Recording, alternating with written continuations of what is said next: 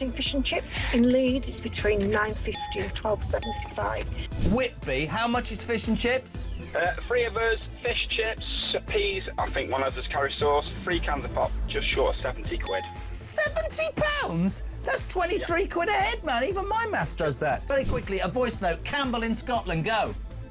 Up here in Banff in the northeast of Scotland, we can get a fillet and a half of haddock with a regular chips for £8 and 10 pence, and it's by far and away one of the best chippies I've ever had. Kenneth in Surrey, fish and chips, go.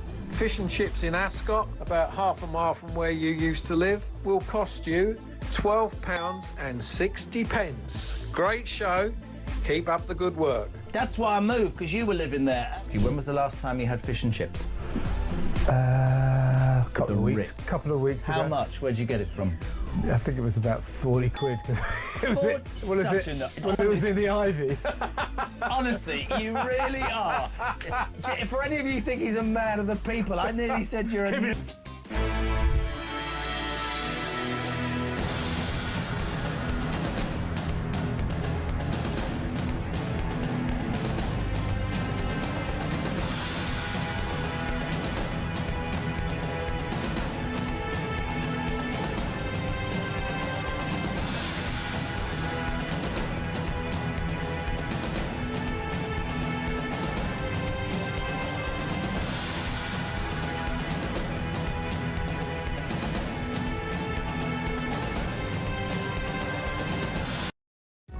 Across the UK, on DAB+, on your smart speaker, on your smart TV, and on your side. This is Talk.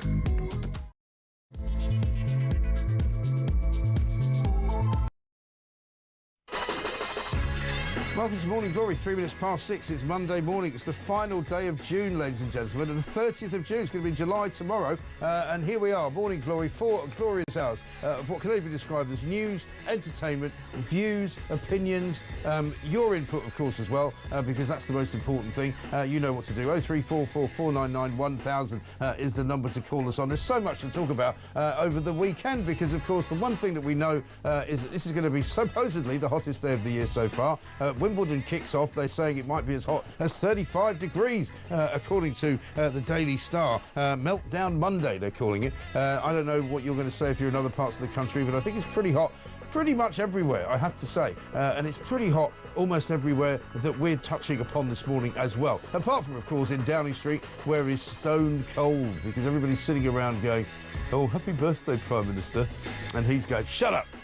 Don't remind me," because there's nothing worse than having to celebrate a commemorative day, like one day in the history of the Labour Party, where you've been elected for one whole year, but all that anybody can think about is everything that you've got completely and utterly wrong. Poor old Keir Starmer, right? He decides now's a good idea to come up with something different. He said, because everybody seems to hate me, my popularity rating is at an all-time low. I'm being called the worst Prime Minister of all time. Minus 54 is the reading on my popularity rating, which is worse than any Prime Minister ever in the history of Prime Ministers' popularity polls, if you don't mind the alliteration. Now, here's what he's done. He says, right, here's what we're going to do. New strategy. I'm going to go and give an interview to 2 of the biggest hitters in Britain. I'm going to talk to Tom Baldwin. That's right. He's the guy that wrote a book about me. He's bound to give me a nice, soft interview. That'll be fine. We'll put it in the Observer on Sunday, and that'll really set the tone for the week. And then I'll go and talk to Josh Clancy from the Sunday Times. That might be a bit tougher, but, you know, he's been talking to me since May.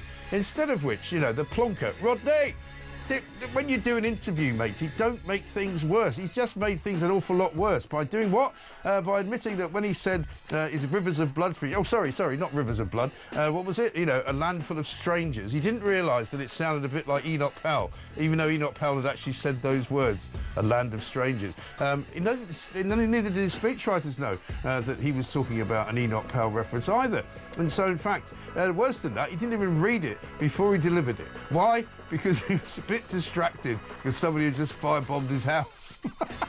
Anyway, we'll get to that, because before that, of course, we have to talk about the BBC, don't we? Never mind talking about Kevin, although Kevin O'Sullivan made a very rare appearance at Glastonbury over the weekend, which is quite funny. We'll play you all that. But how about this? Hate rapper must be treated like Connolly on the front page of the Daily Telegraph. PM, no excuse for BBC hate. BBC chief should face charges over Glastonbury. Absolutely shocking scenes at Glastonbury. Palestinian flags everywhere. You'd have thought you were on the West Bank. Never mind west of England. 0344 499 1000 is the number. We'll bring you all of that, plus loads more. Charlie Rowley is here. I'm here. You're here. What more could you want? 6 minutes past 6. Let's get it on.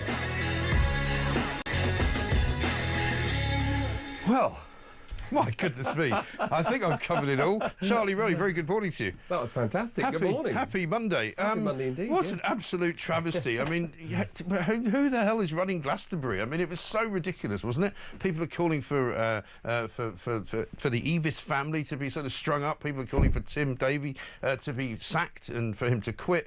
You know, there's something very, very wrong with the BBC, and there's something very, very wrong at Glastonbury, it seems to me.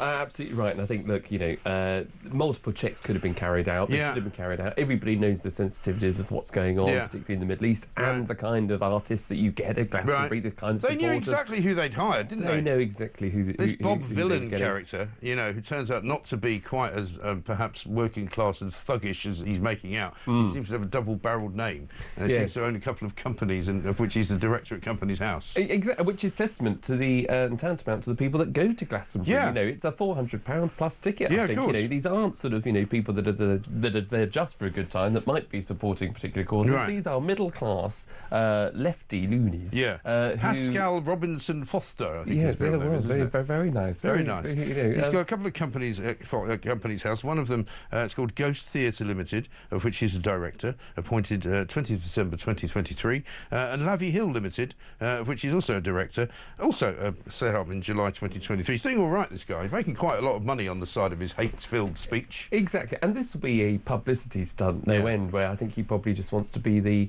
I mean, I don't think maybe it's quite a right comparison, but, the left, loony version of maybe the Tommy Robinson on the right. I don't know whether he wants a particular following, a cult following, whether he just wanted to make a name for himself. But well, what's interesting is Katie Hines writing in the Mail today about how Kneecap, who he was supporting, who are the other sort of band that are now in all sorts of trouble with the police for all sorts of things, he was the support act for them, and they had put out a thing on their Instagram at the weekend to say, you'll have to turn up very, very early if you want to see us this weekend. And so everybody kind of thronged to this spot where this guy was on. Let's have a look at his actual performance. Death, death to the IDF! Death, death to the IDF! Death, death to the IDF! Death, death to the IDF! Death, death to the IDF! Hell yeah, from the river to the sea, Palestine must be, will be, inshallah, it will be free. I mean, it's quite amazing that the BBC not only carried that, but didn't cut it off at any point when you've got people, and you've also got, there's about 30,000 people there. They weren't all chanting, but an awful lot of them. And Katie Hine describes it as a really scary scene. She's been to Glastonbury many times. I know Katie. She's a great reporter, great showbiz editor and all the rest of it. She was like, I've never felt so intimidated in my life with all these Palestinian, there's so many Palestinian flags, like somebody was giving them away.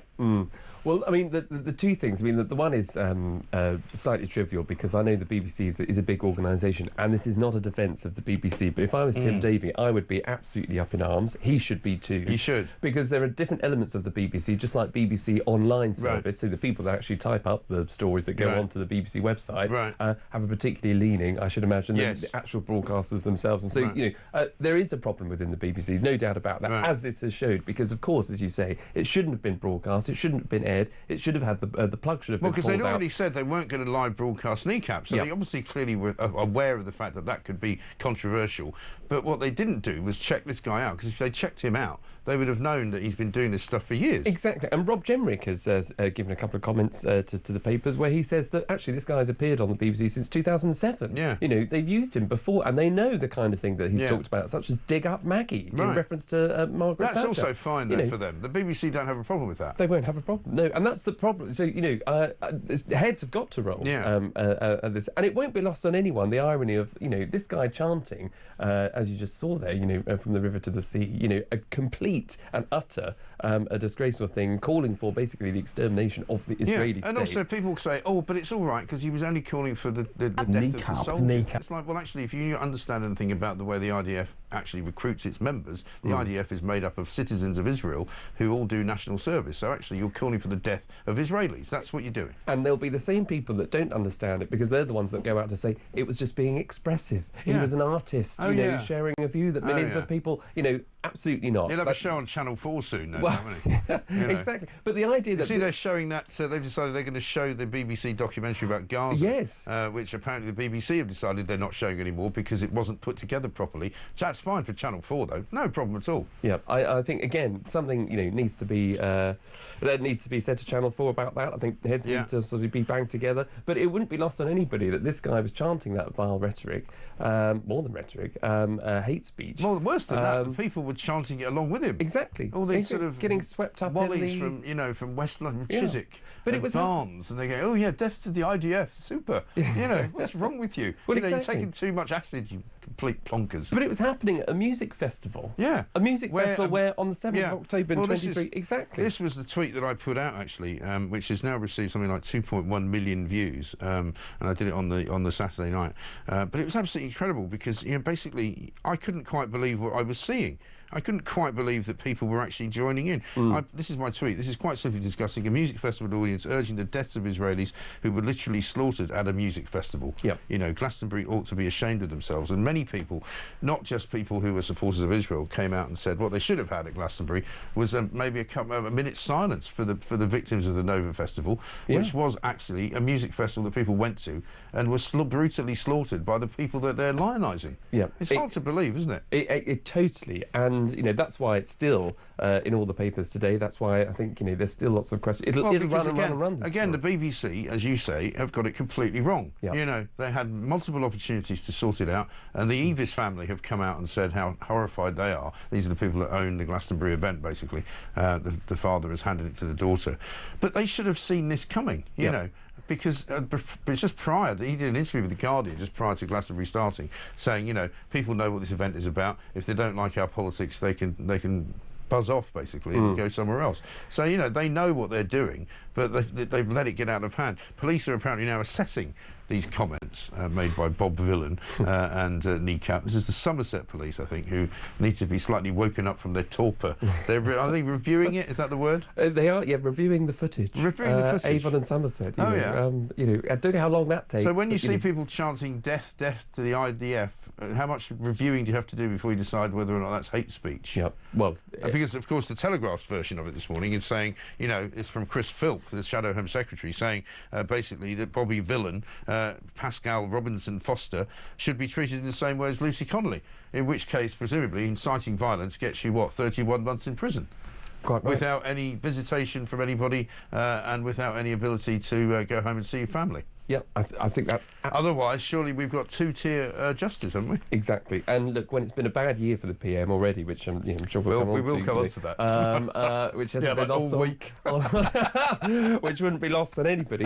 The one thing that if I was the PM or if I was the Home Secretary today, the last thing... I know you shouldn't be governed by sound bites, but two-tier care has resonated. Yeah, but he is, though. Because there are so many examples of it. Yeah. And this is the latest national scandal. So if this guy is not arrested, if he is not dragged through the courts as quickly as Lucy Connolly was, and all the other protesters that took part in Lucy Connolly's feet never hit the ground. She was taken into custody, and even before she was charged, she was in custody until the moment she was charged, and then after she was charged, she was still in custody. Yeah. She's never been released ever since she was arrested. And this is a mother who was in her own home, that was surrounded by, in close proximity to the terrible atrocities that took place in Southport, that was just sounding off, mistake, and a tweet that wasn't seen by that many people. The tweet wasn't, that was taken down immediately. This I mean, this has been calculated. Seen. How many people have seen this, right? Well, I mean, there was 30,000 people millions. live at the thing, but millions of people around the world would have been watching Glastonbury, weren't they? And this was premeditated. It was calculated. It wasn't just an off-the-cuff tweet where you're worried about obviously the death of 3 young girls in your own neighbourhood. Yeah, he didn't come back after doing death to the IDF and then say, "Oh, sorry, I didn't mean to say that." Yes, that was obviously out of character, and I shouldn't have done that. No, that's his business. No. Let's have a look at this though. This will really shock you. This was Kneecap's Glastonbury intro, which has a montage of things which I think you might recognise. We have seen great progress since we gathered here a year ago. Kneecap. Kneecap. Kneecap. Kneecap is pretty disgusting. A band I've never even heard of. They'll never make anything of their lives. A little bit of breaking news to bring you, and that is that counter-terrorism police will investigate rap trio Kneecap. Yesterday, I wrote to Glastonbury Festival urging them to remove this despicable evil which Kneecap represents. Yeah. So Kevin O'Sullivan and Peter Cardwell make it onto Kneecap's hate-filled intro to their show. So, I mean, I wonder if we should be asking questions about these two as well, to be honest, because associations sometimes must be investigated. Well, yes. You know, you can always judge people by the company that they keep. I would sometimes, say, can't yeah, you? exactly right. But maybe Kneecap just want to associate themselves with this. Well, maybe they want to come on. I don't know. Maybe they do, but they haven't put me on their thing, and they could have done. So maybe I don't know what the reason is for that, but we shall see. But you know, I mean, seriously, I mean. The whole problem with this country was kind of encapsulated in a nutshell by Glastonbury, because I mean, of course, Kneecap then, I think, as part of their act, said that everybody should boycott Rod Stewart, because Rod Stewart had come out just a few days before Glastonbury to say he actually thinks Nigel Farage's quite a good guy and thinks reform's quite a good idea. Yep. And of course, so everyone expected the lefties to all boo, but of course they all went nuts for Rod Stewart. And funnily enough, and I wonder whether Glastonbury actually deliberately removed all vestiges of Palestinian flags. There was not one Palestinian flag to be seen when Rod Stewart played his sort of vintage set, and it was brilliant. It went down really well. Everybody loved it. Everybody said, you know, it takes an 80-year-old guy to actually do the best set at Glastonbury, and everybody was really enthralled. And that's what it should be about. You know, it shouldn't be about these ludicrous little, you know, sort of angry little irritants who haven't really got much of an audience, but suddenly are given one by Glastonbury because of events. I think that's right, and I think, look, hopefully, I mean, I don't know how many people actually attend Glastonbury year on year, but I'd like to think that... I think it's about 250,000, 300,000, so something like that. It's quite a lot. Amazing. So you'd hope that, because there were thousands of people obviously watching Rod Stewart, and hopefully that those thousands of people are the overwhelming... You hope. I mean, you would hope. I think they are. But they're the overwhelming majority of people that are just there for the music. Yeah. They're not there to have make political statements. The trouble is, though... They're not there to get swept up in all of that Kneecap, Bob Dylan villain nonsense. Right, but the trouble is so many of them are kind of blinded by what they are told and by the fact that, you know... In fact, let me show you this. This might really get you going. This is Wes Streeting, who was appearing yesterday doing the morning rounds for various reasons, talking about a great many things, including the welfare bill, which of course is also now being accused of being two-tier. They've managed to create a two-tier welfare bill. But he, I think, was pretty outrageous here, and I think this will come back to haunt him. He was asked about Glastonbury, and here's what he had to say. I do think that, like, if I take the equivalent of the war in Ukraine, I'm unequivocal about which side of that war I'm on. I want Ukraine to win. Would I be celebrating or chanting for the death of Russian soldiers? No. I want to see an end to the war, and I want to see an end to the conflict. I'd also say to the Israeli embassy, get your own house in order in terms of the conduct of your own citizens and the settlers in the West Bank. So, you know, I think there's a serious point there by the Israeli embassy I take seriously. I wish they'd take the violence of their own citizens towards Palestinians more seriously. So he takes the opportunity to, instead of going after Glastonbury, instead of saying that it's wrong and that this guy should be locked up for hate speech, he decides to have a go at the Israeli embassy. You know, on the weekend when everybody's talking about Hamas murdering people at a music festival. I mean, it's a bit of an odd way to take that question, isn't it? Totally. And this is what I'm afraid to say, as time goes on, you discover more and more, this is what the left do. There is no equivalence, I don't think, by the way, between what's going on in Ukraine, and so I thought that was... it's all just bizarre things to say. bizarre isn't it? Yeah. deflection. But to Right. try and deflect from the story of trying to talk about this Bob villain, whatever his name is, Pascal, whatever it is. Pascal Robinson. Chanting those vile things that he did, to try and then pivot to say, well, actually, I'd rather Israel get its own house in order before getting into the conversation, is ridiculous. You are a government minister. You are sitting around the cabinet table. Right. And you've got to be able to answer the question of what has the BBC just broadcast that is going to incite hatred amongst the many of the Jewish people that live in this country. Right. Answer that question. Answer that question, So to deflect it, I mean, the only thing that I would personally say, speaking of music festivals and knowing obviously what happened in Israel, is that I think Israel, I might be wrong, but I'm pretty sure Israel came second in the Eurovision Song Contest, which was voted by the public. Europeans and the public. And that shows maybe whose side they might be on when you have a country, an independent state, that has suffered a terrorist attack at the hands of terrorists, Hamas, and should be wiped out, and rightly so. Now, of course, there's a question about the proportion of force that Israel have used, but that's for Well, it's a others bit like somebody to coming look out at. after the Bataclan and saying, well, maybe we should be doing is making sure that people in Syria aren't so upset that they want to come and murder people in a Paris, nightclub. But, that would have been wrong. So nobody actually said that then. But now we've got a Labour government where you think to yourself, well, if Wes Streeting was in that crowd, would he have been chanting death, death to the IVF? Yeah. Or the IDF even. Yes. The IVF something else, obviously. That was the abortion bill a couple of weeks back. 21 minutes past 6. We've got lots more to talk about, including unhappy birthday to poor old Keir Starmer. Let's start the chanting now, shall we? This is Talk.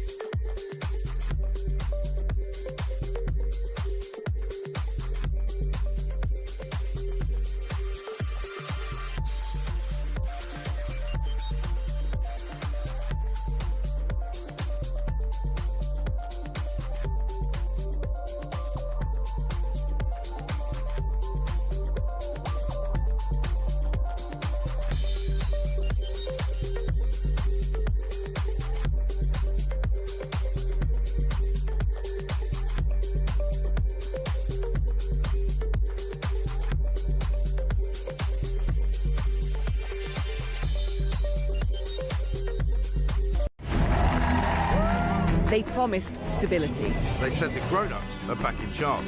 I was so happy you just couldn't believe. Our work is urgent, and we begin it today. I mean, you couldn't really scrape together a worse gang of misfits to run a dog kennel. Broken promises. Billions blown. Botched U-turns. And Britain is burning. One of the most immeasurably eventful. 1 year in power. And Britain in freefall. It's just been a disaster. 1 year of chaos. Friday, 4th of July. 9 p.m. Wes, we are talking about the Glastonbury and controversy over Villain at the moment, or Bob Villain. Your party colleague Lisa Nanny, who is the Culture Secretary, has spoken to the BBC about this. What she said and what does she want them to do? So Lisa Nanny, the Culture Secretary, is talking to the BBC. Across the UK, on DAB+, on your smart speaker, on your smart TV, and on your side. This is Talk. Welcome back to Morning Glory. It's Mike Graham here with you all the way through until 10 o'clock. Charlie Rowley's here with us as well, 23 minutes past 6. I did mention unhappy birthday to Keir Starmer. This Friday actually marks 1 year since Labour's landslide election victory, although they call it a landslide, but it was kind of a very thin, loveless landslide, they now call it. And to commemorate the occasion, here at Talk, we put together a 1 hour special looking back at the first 12 months of Keir Starmer's premiership. 1 year of chaos is what it says. It airs on Friday, the 4th of July, which is the actual anniversary, at 9 p.m. Have a look at this. They promised stability. They said the grown-ups are back in charge. I was so happy you just couldn't believe. Our work is urgent, and we begin it today.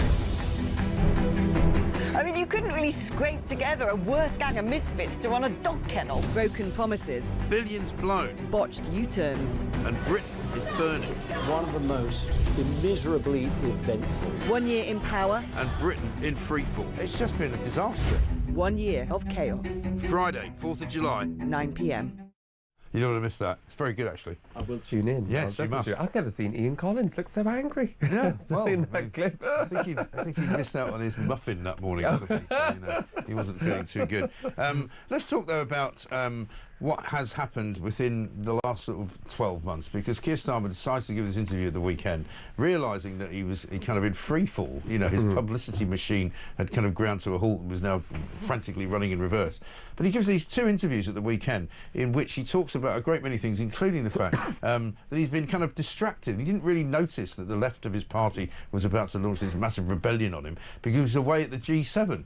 You know, trying to be a statesman. And then he didn't notice, I mean, this is the worst one, when he made his Island of Strangers speech, which a lot of people thought was finally Keir Starmer seeing the light on immigration, he didn't realise that it was something that Enoch Powell had said, and neither did any of his speechwriters.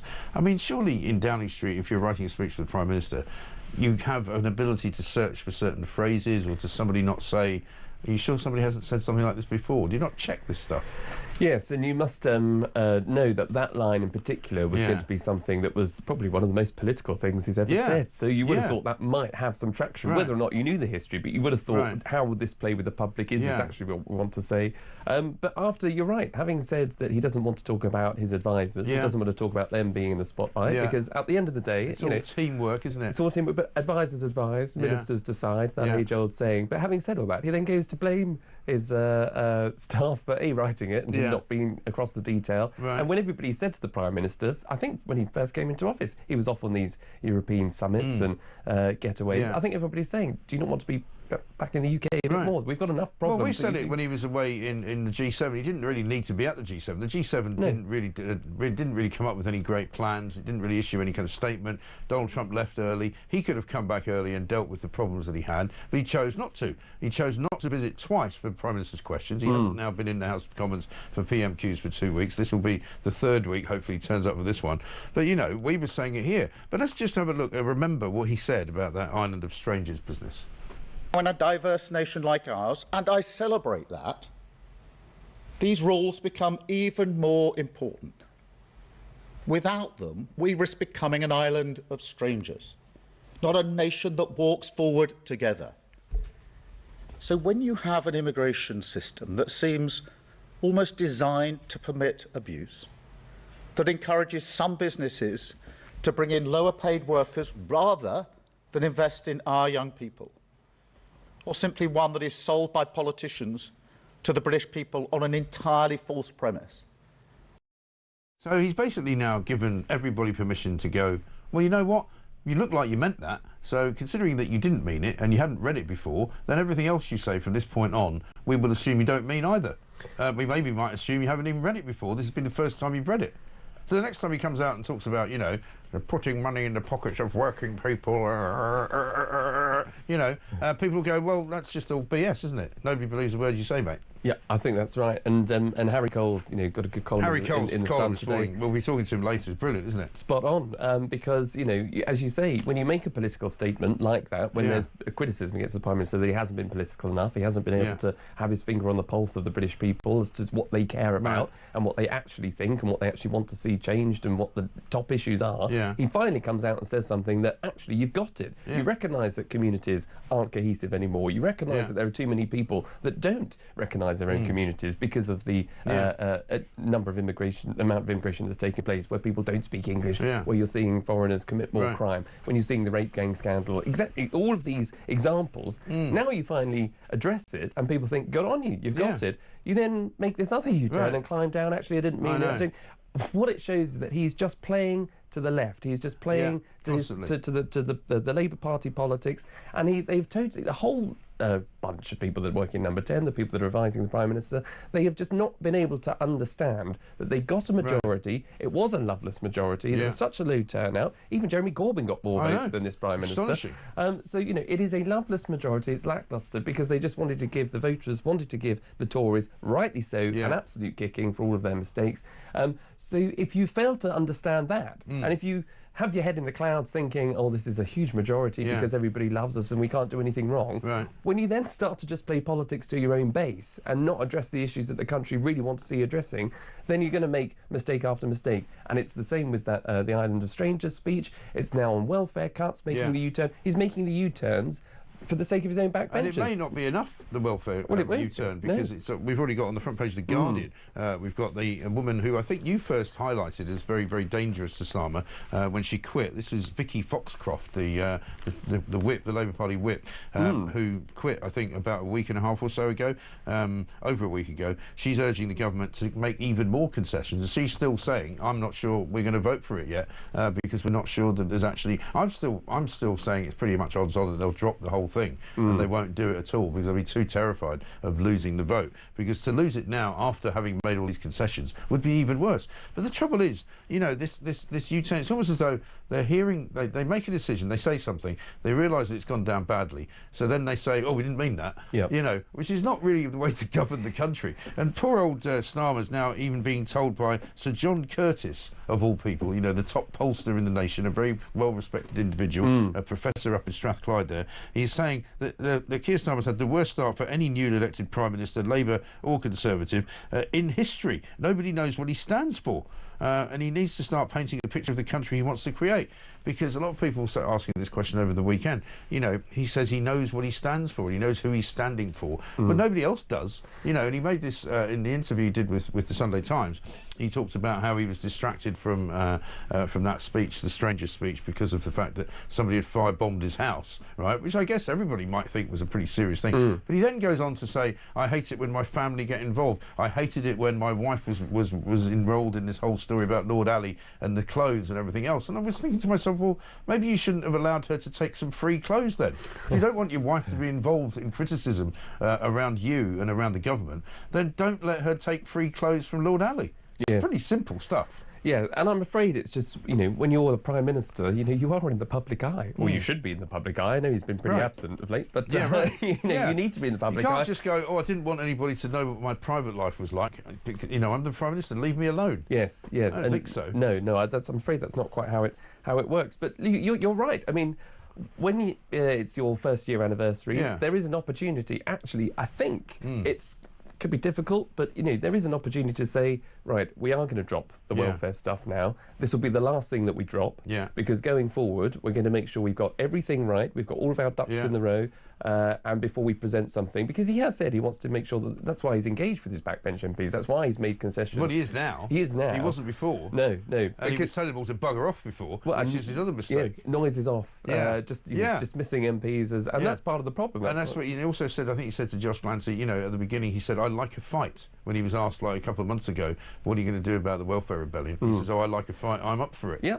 And the same with the winter fuel cuts, you know, because you've got to... What the Labour government just haven't got is, and I know it's easy to say, is a strategy. No. But, so what are the objectives? Well, I mean, they really should have one now. They've been in for a year. You've just said they haven't got a strategy, which is a massive problem. Yes. It's a massive problem. And they were in opposition for 5 years. And, you know, Keir Starmer was the leader of the opposition. We might have to dig out the we were ready for government clip, you know, which he made on just, I think, the day before July the 4th. It was July the 3rd, where he talks about how they were ready for government and they were going to hit the ground running. Every single department was ready. Everything was fully costed. Remember that? Yes. I mean, you know, but they've tried. I mean, the trouble is, humility does not sit well on their shoulders, does it? No. You know, Wes Streeting yesterday was trying to make out that, you know, we've learned our lessons from the mistakes that we've made. But you could see he was talking through gritted teeth. You know? He really, because he is one of the more arrogant ones that doesn't like to admit that he's failed. No, and obviously has, I would imagine, leadership ambitions himself. So wants to make sure that he's, you know, inheriting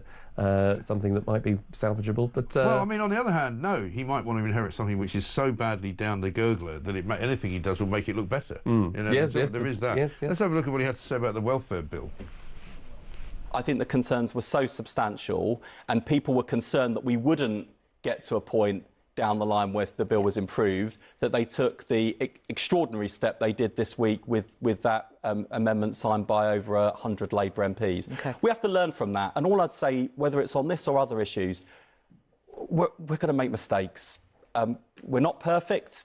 No government's perfect. We're going to make mistakes. The important thing is that when we do make mistakes, that we act to address them and correct them, and that we learn from them, and that's exactly what we're doing. You see, this is the trouble with the BBC. What she should have then said is, what mistakes you think you've made? Yes. But she didn't ask him that. Yes. Because he clearly has got his fingers crossed there, his legs crossed. He's hoping that nobody's going to really be listening to that particular outburst of his, because he doesn't really mean it. No. They don't mean they've made mistakes. He doesn't think they've made any mistakes. No, and it's only something you can probably say once and say and apologise for a big thing to say, look, and there will be mistakes, but you want those mistakes to be small. The ones that they've made have been huge. You know, coming in and sort of saying we're not going to increase national insurance contributions, then they raise national insurance contributions, saying not in their manifesto to take away winter fuel payments, then they take away winter fuel payments, saying quite rightly that they've got to cut the benefit bill, and if the Treasury says £5 billion savings are needed, okay, great. But then having a U-turn on that, which makes the welfare bill, by the end of it, even bigger than when it started, is a huge mistake. It's a huge mistake, but also because they're not cutting the welfare bill because there are too many scroungers. They're not cutting the welfare bill because they think people are taking money from the state, which they shouldn't be doing. They're apparently reforming it because it's not fair. Right? So they won't actually tell the truth. If they told the truth, people would go with it. But instead we've now found ourselves in a place where Labour backbenchers don't want anyone to have their money taken away from them, even if they're getting it on a very spurious basis. That they shouldn't get it. But the Labour government now has locked itself in where they can't take it away from anyone, except for people who haven't got it yet.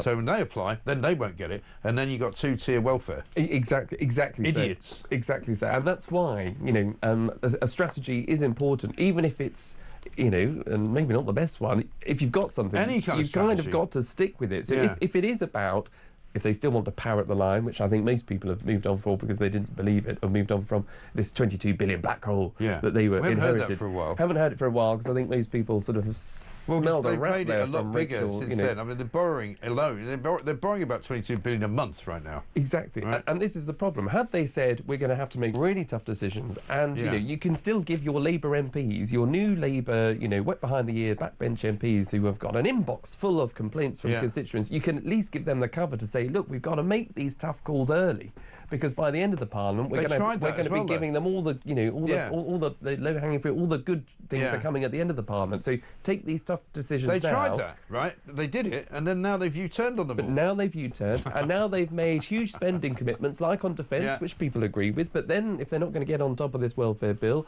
then we're going to have another summer, I should imagine, of small boat crossings, and no doubt there's going to be. Are we going to have more prisoners that need to be released? I'm sure we will. And probably the prisons are too full to bang up old Bob Villan. Bob Villan, but Lucy is well, you still. Can let Lucy Connolly out. Connolly Put Bob Villan in. How about that? Yeah. One thing I'd never heard of until today, the Bank for International Settlements apparently have said basically that Britain is among Western nations threatened with a fiscal crisis because we've been borrowing so much money. Basically, a veiled warning to Sir Keir Starmer was issued after his about turn on welfare cuts. They've said that indebted countries like Britain can no longer keep borrowing vast sums to keep funding, to keep plugging funding gaps. So, I mean, he's getting warned all over the place that we are in a bad way. So let's go back to last July, and this was, of course, just before the election. So I believe it was around about July the 2nd or 3rd of last year. And here's Keir Starmer's strategy. We've prepared this party for government.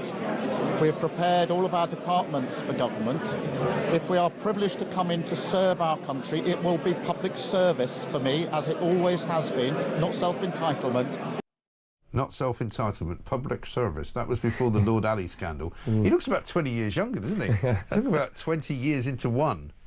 I mean, he's aged massively, isn't he? Yes, and you remember that Sue Gray was his chief of staff then at the time that was responsible for preparing governments, preparing departments. She was the one who planned the first 100 days of Labour's time in office. Unfortunately, she didn't make it to 94 days. She didn't make it, but she was dismissed, and all the criticism was labelled at her for not being prepared. Right. Now, obviously, another chief of staff has come in, heralded, it's even worse. And it's even worse, it seems to me. Unbelievable. So, clearly they weren't prepared, but clearly people can't be prepared if you don't get the direction from the top. No. And I think that's clearly what those interviews, as you were saying, over the weekend, have articulated and brought about. Yeah. Keir Starmer doesn't have a plan. He doesn't know what he stands for. He hasn't got that political acumen. He's making these U-turns left, right and centre. He says he wants to fight, but doesn't have a fight. No. He gives up. Exactly. Right? Capitulates at the first hurdle. Yeah, absolutely right. Unbelievable stuff. Stephen in Belfast says, the morons in the Glastonbury crowd reflecting that disgusting chant may as well have been forced to chant, we will rock you. Most of the intellectually challenged audience won't have a clue as to the significance of what they're saying and are just following mob mentality.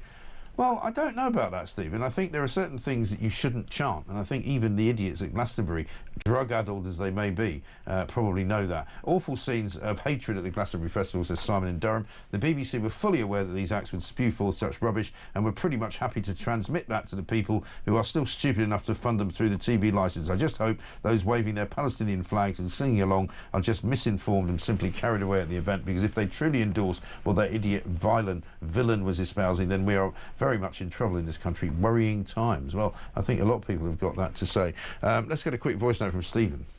Morning, Mike. Yeah, I can hear you talking about kneecap and, you know, the vile comments that he did at Glastonbury. I mean, what kind of idiot in the crowd would start chanting away at that? But like you said, all the Palestine flags and that Bob Villain, he's just as bad.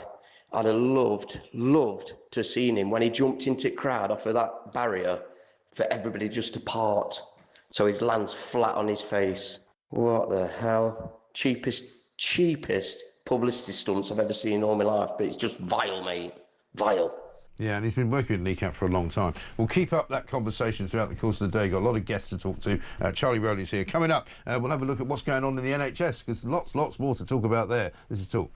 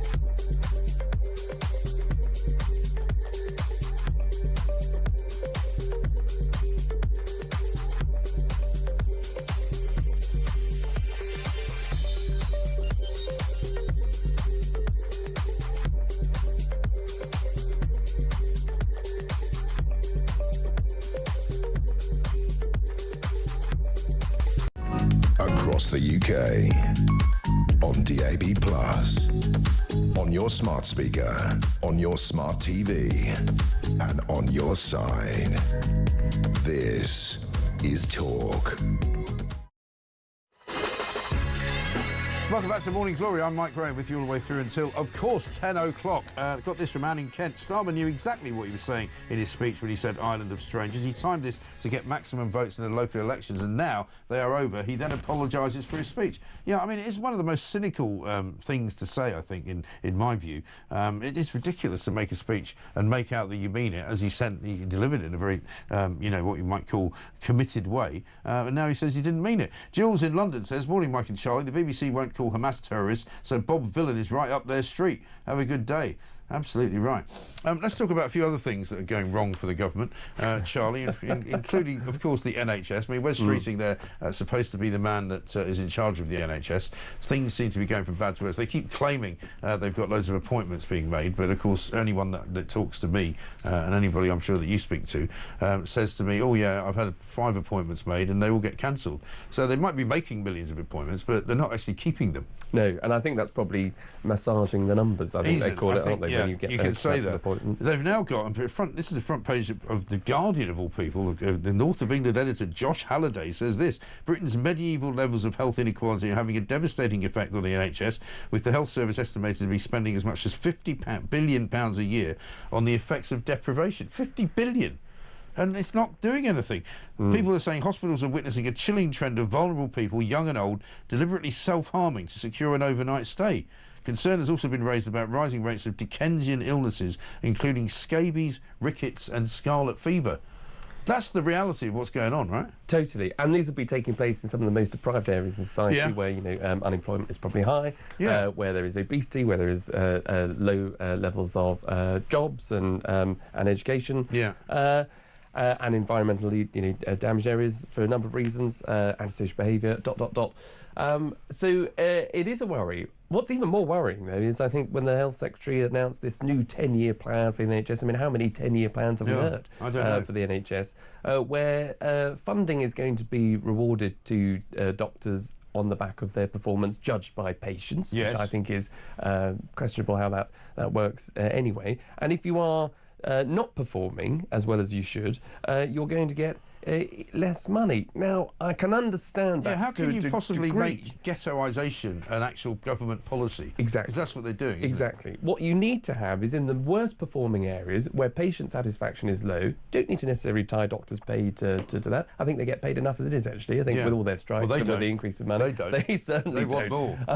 They always want more. But I think, pay is not an issue. But in the worst performing NHS trusts, where you're seeing this kind of either new disease or old disease that makes a return, or where there is low patient satisfaction, you need a good quality, one that NHS trust, one that rates high, to come in and manage the bad guys, manage the bad trusts. Sack the NHS bosses, get rid of the incompetency that's obviously been there for so many years, that's driven standards down, and allow the good authorities to take over the bad ones and drive standards up. That's the problem, because, I mean, there's another piece of analysis, again, we're going to talk about later on the show. Taxpayers Alliance have come out with a fascinating study, and it's a bit in the Telegraph this morning, page 6. Welfare system is so generous that in some towns, 1 in 5 people receive disability benefits. Analysis have found the number of people claiming a free car because of disabilities quadrupled in the last 6 years. Across the country, almost 1 in 10 people receive personal independence payments, and I think we learned this last week that 1,000 claimants a day are being added to that particular roster, which is why they have to do it. But have a look at this, right? The 10 local authority areas with the most claimants per 1,000 people were Blaenau Gwent, Merthyr Tydfil, Knowsley, Neath Port Talbot, Caerphilly, Hartlepool, Blackpool, Torfaen, Sunderland, Rhondda Cynon Taf, so many of those places in Wales, right? Where as high as in Blaenau Gwent, 211 people per 1,000, so over a fifth of them are claiming benefits. And so, you talk about Labour's success story. Labour have only ever run Wales, right? Wales has never been run by anybody else, and they are the worst performing places in Britain, and the places with most people claiming benefits. Exactly. And the Prime Minister, again, going back to the BMI, I suppose, had the audacity at Welsh Labour conference at the weekend to say that the Wales was best placed by having a Welsh First Minister to work with the Labour government. No matter how many interviews he gives about how honest he's going to be and about how sorry he is and about how dreadful he regrets things, he still goes up to a lectern and talks absolute cobblers and makes out that the economy's going well when it clearly isn't, makes out that, he's keeping the country secure, which he clearly isn't, that he's making sure the borders are going to be policed, which he clearly isn't doing. And he just keeps coming out with lie after lie after lie, because that's what they are, and people have had enough of it. Exactly. And he tries to then bring Nigel Farage into the equation and say that the only, I think, Clacton he knows is the 210 at Ascot or something like that. Some ill-judged joke. And and also his attacks on Nigel Farage and reform have done the exact opposite. They've just made Nigel Farage more popular. Yes, and because you can't. So, for example, I'm not sponsored by reform. I'm not a parrot for reform. But just one policy idea that they've come up with is taking, I think, the first £20,000 of your income out of tax altogether. Yes. Now, the Tories and Labour have both said which, to be fair, Richard Tice has been banging on about for 2 years, 3 years. And look, Labour and the Tories have said that's fantasy economics, it's uncosted, it's unfunded. Well, let's be perfectly honest, this Labour government have made some pretty unfunded cost commitments. Well, everything they do is unfunded. Exactly. And so if it is the case that actually what you need when you need to tackle the welfare bill, or if you need to tackle the problems in the NHS, if it is the case that actually you can get a hell of a lot of people off that welfare bill and into work. When Richard Tice first said it, I think he first said it on this show, it was a good idea then, it's a good idea now. Why wouldn't you do it? Let's get a voice note from Steve. Oh, Andy, sorry, beg your pardon. Hi, Mike, Charlie, great show, wonderful start to the week. Just a quick one, though. I think I have to disagree. I don't think the BBC got this wrong at all. I think they knew exactly what they were doing at Glastonbury. They're left-wing activists, anti-Semitic, and this was their intention. And I don't see an awful lot of rage within our government. No, I think you're absolutely right. I mean, but that doesn't mean they didn't get it wrong. We still know they got it wrong, but maybe they didn't get it wrong in their eyes because they wanted to do it. But I'm afraid they're not going to get away with it. Here's one that will really annoy you before we just take a quick break, Charlie. MPs have expressed their disgust after it emerged that ex-PC Wayne Couzens, who's serving life in jail, of course, for the murder and torture of Sarah Everard, had a back operation in hospital that cost taxpayers an estimated £17,000. Apparently jumped the queue in the NHS because if you go to prison, that's That's one way to get yourself an operation. You don't have to worry about waiting in line. He basically gets to be... he was taken from HMP Franklin in Durham for a spinal tap operation. Local MP Luke Akehurst has told The Sun that security expense of £10,000 was an appalling waste of public money. Supposedly there's an 18-week waiting list for these types of operations on the NHS, but apparently not if you're a murdering rapist. Totally. Marvellous, isn't it? Exactly. And, you know, if ever again, if we needed any more examples of two-tier justice in this country, you know, go to prison and get a free NHS treatment or jump the queue. Just ridiculous. And if you're sitting there after 2 years waiting for a back operation, if you're, you know, a pensioner somewhere, you know, you have to continue to go wait. out and murder someone. You get the operation done. There you go. It's a new policy. Obviously, we're not recommending that. That would be wrong, and probably against a few Ofcom rules. It's coming up to 10 minutes to 7.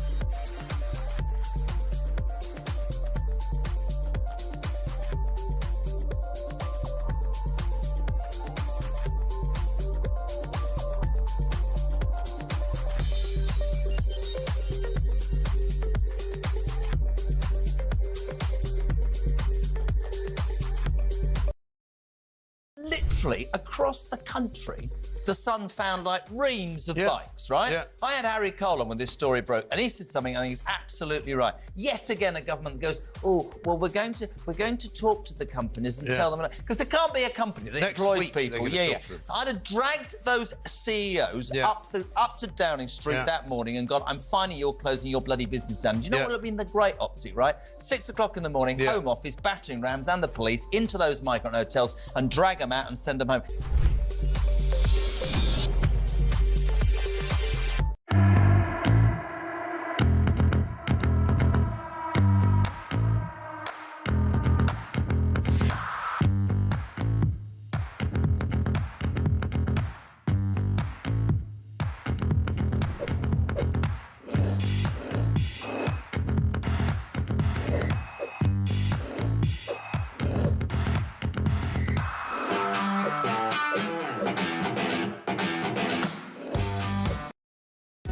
Across the UK, on DAB+, on your smart speaker, on your smart TV, and on your side.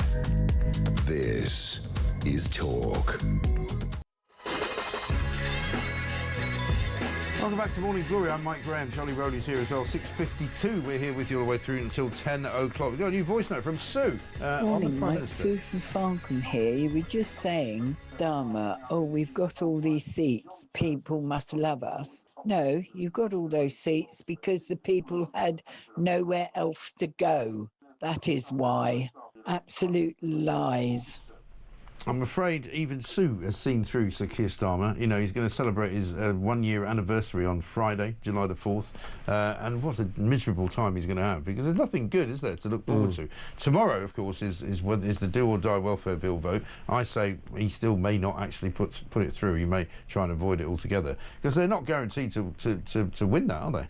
No, and they've got a choice now, number 10, and they've got a choice whether they do pull the plug and, you know, say to the country, look, there's still some unhappiness on the backbenches. We're listening. We're going to take some more consultation time to get it absolutely right, and we'll bring it back later on. They can do that, or they can say, no, we've made enough concessions, we think it's in the right place now, we've listened and we've made some changes, and you can make more changes down the line when it gets to the different stages of passing of the bill. But we're going to go through with it now. If you vote against it, we're going to show how strong we are, we're going to flex our muscles, we're going to pull the whip away from you, withdraw the whip, and we're going to see who blinks first. Well, it looks as though Keir Starmer will blink first, because we said this, I think, last week, that because he's now shown his weakness, because he's now shown that he is willing to give in if anybody starts to put pressure on him, then he's lost. And his whole the whole premise of him being in charge of the party now is in peril. Because why would anybody take him seriously? Because all you got to do is, you know, twist his, his little finger behind his back, and suddenly he's going, oh, all right, I give up. You know. Exactly. And when you don't engage with your backbench colleagues, which is the accusation labelled at number 10, they haven't done any consultation, they don't talk, he's not seen in the House of Commons, he's not seen in the tea rooms, he's not talking to his MPs. No, because he thinks he's better than them, clearly, doesn't he? And they can all, if you're fairly new, well, if you are a very new MP, and you've had an inbox full of, winter fuel crisis, this welfare bill, assisted dying, all of these negative things, MPs can, and they do, get together, and slowly but surely they all form alliances, and before you know it, you've got 2 or 3 different groups of people that can come together, that can vote down the government, can say to number 10, no, we think you've got it wrong because you're in your bunker mentality, you're not engaging with us. And that's exactly and what's this is where problems start. Now, here's a problem for some people trying to get into the jobs market. It's the front page of the Times. Dawn of ChatGPT prompts a fall in entry-level jobs for humans. This is quite a big story, I think, that hasn't been perhaps talked about before. Vacancies for graduate roles, apprenticeships, internships and junior positions with no degree requirement have fallen by 31.9%, according to a company called Adzuna, a job search site. Entry-level posts now account for just a quarter of the overall jobs market, and the reason why people are not hiring is because of AI, effectively, which is a slightly concerning, I would say, slightly concerning harbinger of things to come. Well, exactly. If we're talking about the number of people that are out of work anyway, that are on the welfare bill, this might put even more people out of work. I mean, AI can be used for good. If it cuts things where we're seeing things like in the NHS and waiting lists, if it can be a force for good, that's great. But the Telegraph was saying that NHS AI is going to be used to prevent another Lucy Letby scandal, because apparently it's going to be better at seeing patterns of things than people are. Yes. I don't know if that's true. Yes. I mean, well, to be perfectly honest with you, you would have hoped that there was some. I mean, all it will do is if there's a certain amount of deaths or a certain number of failings, and if they see an algorithm, if something flashes up on the dashboard, then it will inform the Quality Care Commission earlier than not. But you would have thought, there should be people in the hospital that can do that anyway and should be there on the ground, not relying on a computer system. You would think. But there we go. Yeah. Shocking story of the day. 40 posties bitten by dogs every week. That's extraordinary. I know that a lot of postmen are out there listening probably to this show because as they're doing their little paper rounds. I didn't know that there was that much, nasty doggery going on, dog activity, where postmen are getting bitten all the time. No, and it is shocking because, you don't want to have the... Well, it can't be very pleasant. I've delivered enough leaflets. Have you? In my time canvassing and campaigning, and it does terrify me actually going up to... You go through somebody's gate. As soon as you hear, you hear the creaking of the gate and then the barking of the dog, and you think, is that Mr. and Mrs. Smith, or is that their dog? You don't know. If you see a sign that says beware of the dog, do you tend not to go in there? I may have on occasion just left it, the leaflet. I've tried to sort of American style, throwing the leaflet down the path, but it's not easy. But I think more people have got dogs. I think because people got dogs a lot during COVID. I think they did. Pets, and so there might be correlation there. Who knows? Interesting. And then one final one, just for Meghan Markle fans. We'll be talking about this later on. Apparently, the pricey jam that she's been making in her home kitchen, crafted with love, right, as ever, which her daughter Lilibet described as beautiful. It turns out it's not made in her home kitchen at all. It's made in a factory in Illinois, thousands of miles away from Montecito. Well, who'd have thunk it? Who'd have thunk it? Knocked me over with a feather, exactly, as they say. But she's so hard working. I thought she was always working, just making, blossom honey jam. There's the smells of home cooking coming out of Montecito every single day. Turns out it's all... Well, I thought cobblers. I thought she divided her time between, obviously, this home cooking business, plus her podcast, plus her charities, plus her whatever else she does, fashion, and I don't know whether she still performs. Well, she performs every day. I don't know whether she's, a paid actress anymore. But she was so praised for all of those things that she's able to do, and as a mother as well. Of course. How did she find the time? Well, now we know. Now we know. Just get a factory in Illinois to do it for you. He was at some event at the weekend. I don't know if you saw. He was all over social media. A lot of people suggesting that he was talking absolute and utter rubbish at some sort of, I don't know, highfalutin green policy exchange meeting or something like that. Yes. And he sounded. A lot of people saying he sounded like he was slurring his words. Well, I couldn't possibly comment. No. Who's to say? I mean, it was. I did listen to some of it, and it was slightly garbled because it was all about sort of, the future of the next generation, and they've got to have a seat at the table. They've got to be the drivers of. And you think to yourself, well, what's he talking about? If half of them from Glastonbury, I mean, I don't think we want them anywhere near a policy Don't making. Give them a table. Don't give them a table. For heaven's sake. It'll be kumbaya. And, exactly holding right. hands. Exactly right. Great to see you, Charlie. Thank you very much indeed. Charlie Rowley there, of course, talking to us as ever about the big stories in the paper. Morning, Mike. We've just spent £18,000 on my wife's hip operation because we couldn't wait for the NHS any longer. You have just given us an idea for when she needs her other one done, says Peter in Suffolk. Yeah, well, I mean, stranger things have happened. Hi, Mike, says Tim in Southampton. Keir Starmer's issue is he's a lawyer. He doesn't have original thoughts. He works to brief. This is why he doesn't know what a woman is until the Supreme Court tells him. He doesn't want a national inquiry into rape gangs until Casey tells him. And he has no direction, strategy or conviction. I think that's right. That's his problem. He's going to have a very miserable birthday celebration coming up on July the 4th. This, of course, is Morning Glory. We've got loads more going on. We'll be back after the news with Will Kingston.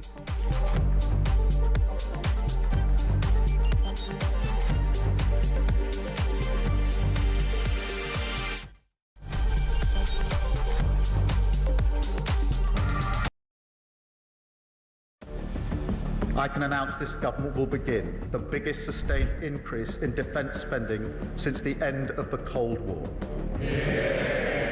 We will deliver our commitment to spend 2.5% of GDP on defence, but we will bring it forward so we reach that level in 2027. The answer from European capitals has been as resounding as it is clear. We are in an era of rearmament to respond to the short-term urgency to act and to support Ukraine, but also to address the long-term need to take on more responsibility for our own European security. On Saturday, we also agreed a new £2.2 billion loan for Ukraine, backed not by the British taxpayer, but by the profits from frozen Russian assets.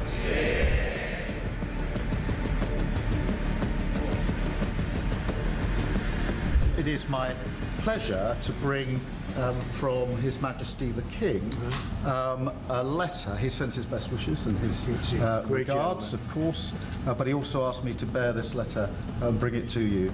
So can I present the letter from the King to you? Thank you very much. Am I supposed to read it right now? Yeah, please do. I will do. I've got to tell him what your reaction is, so I need to know. I need to know. He is a great gentleman. A great, great gentleman. He said he thinks the war's going to go on for a long time, and he better not be right. Well, I just think he should be more appreciative because this country has stuck with them through thick and thin. We've given them much more than Europe, and Europe should have given more than us because, as you know, that's right there, that's the border. What kind of diplomacy, JD, you are speaking about? What do you mean? I'm talking about the kind of diplomacy that's going to end the destruction of your country. Yes, but if you are not Mr. President, with respect, I think it's disrespectful for you to come into the Oval Office and try to litigate this in front of the American media. You're gambling with the lives of millions of people. You're gambling with World War III. You're gambling with World War III.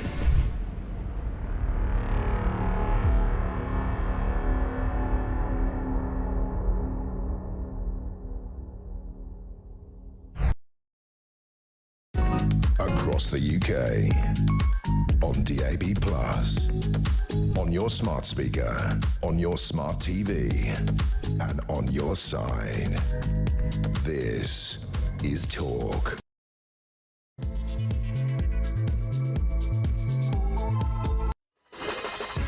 Welcome back to Morning Glory, coming up to 3 minutes past 7. I'm Mike Graham, and this, of course, is the home of Common Sense. It's the world headquarters, in fact, of Common Sense. We've got a very big week coming up, ladies and gentlemen, because it is, of course, the one-year anniversary of this Labour government. Pitiful, ghastly, hopeless, useless, absolutely calamitous, disastrous, whichever word you'd like to use for it. Keir Starmer's going to have a very unhappy birthday. Harry Cole has written that in his column this morning. We'll be talking to Harry a little bit later on in the show. Isabel Oakeshot's going to join us. Richard Tice is going to be here as well. We'll talk to him about Labour's first year.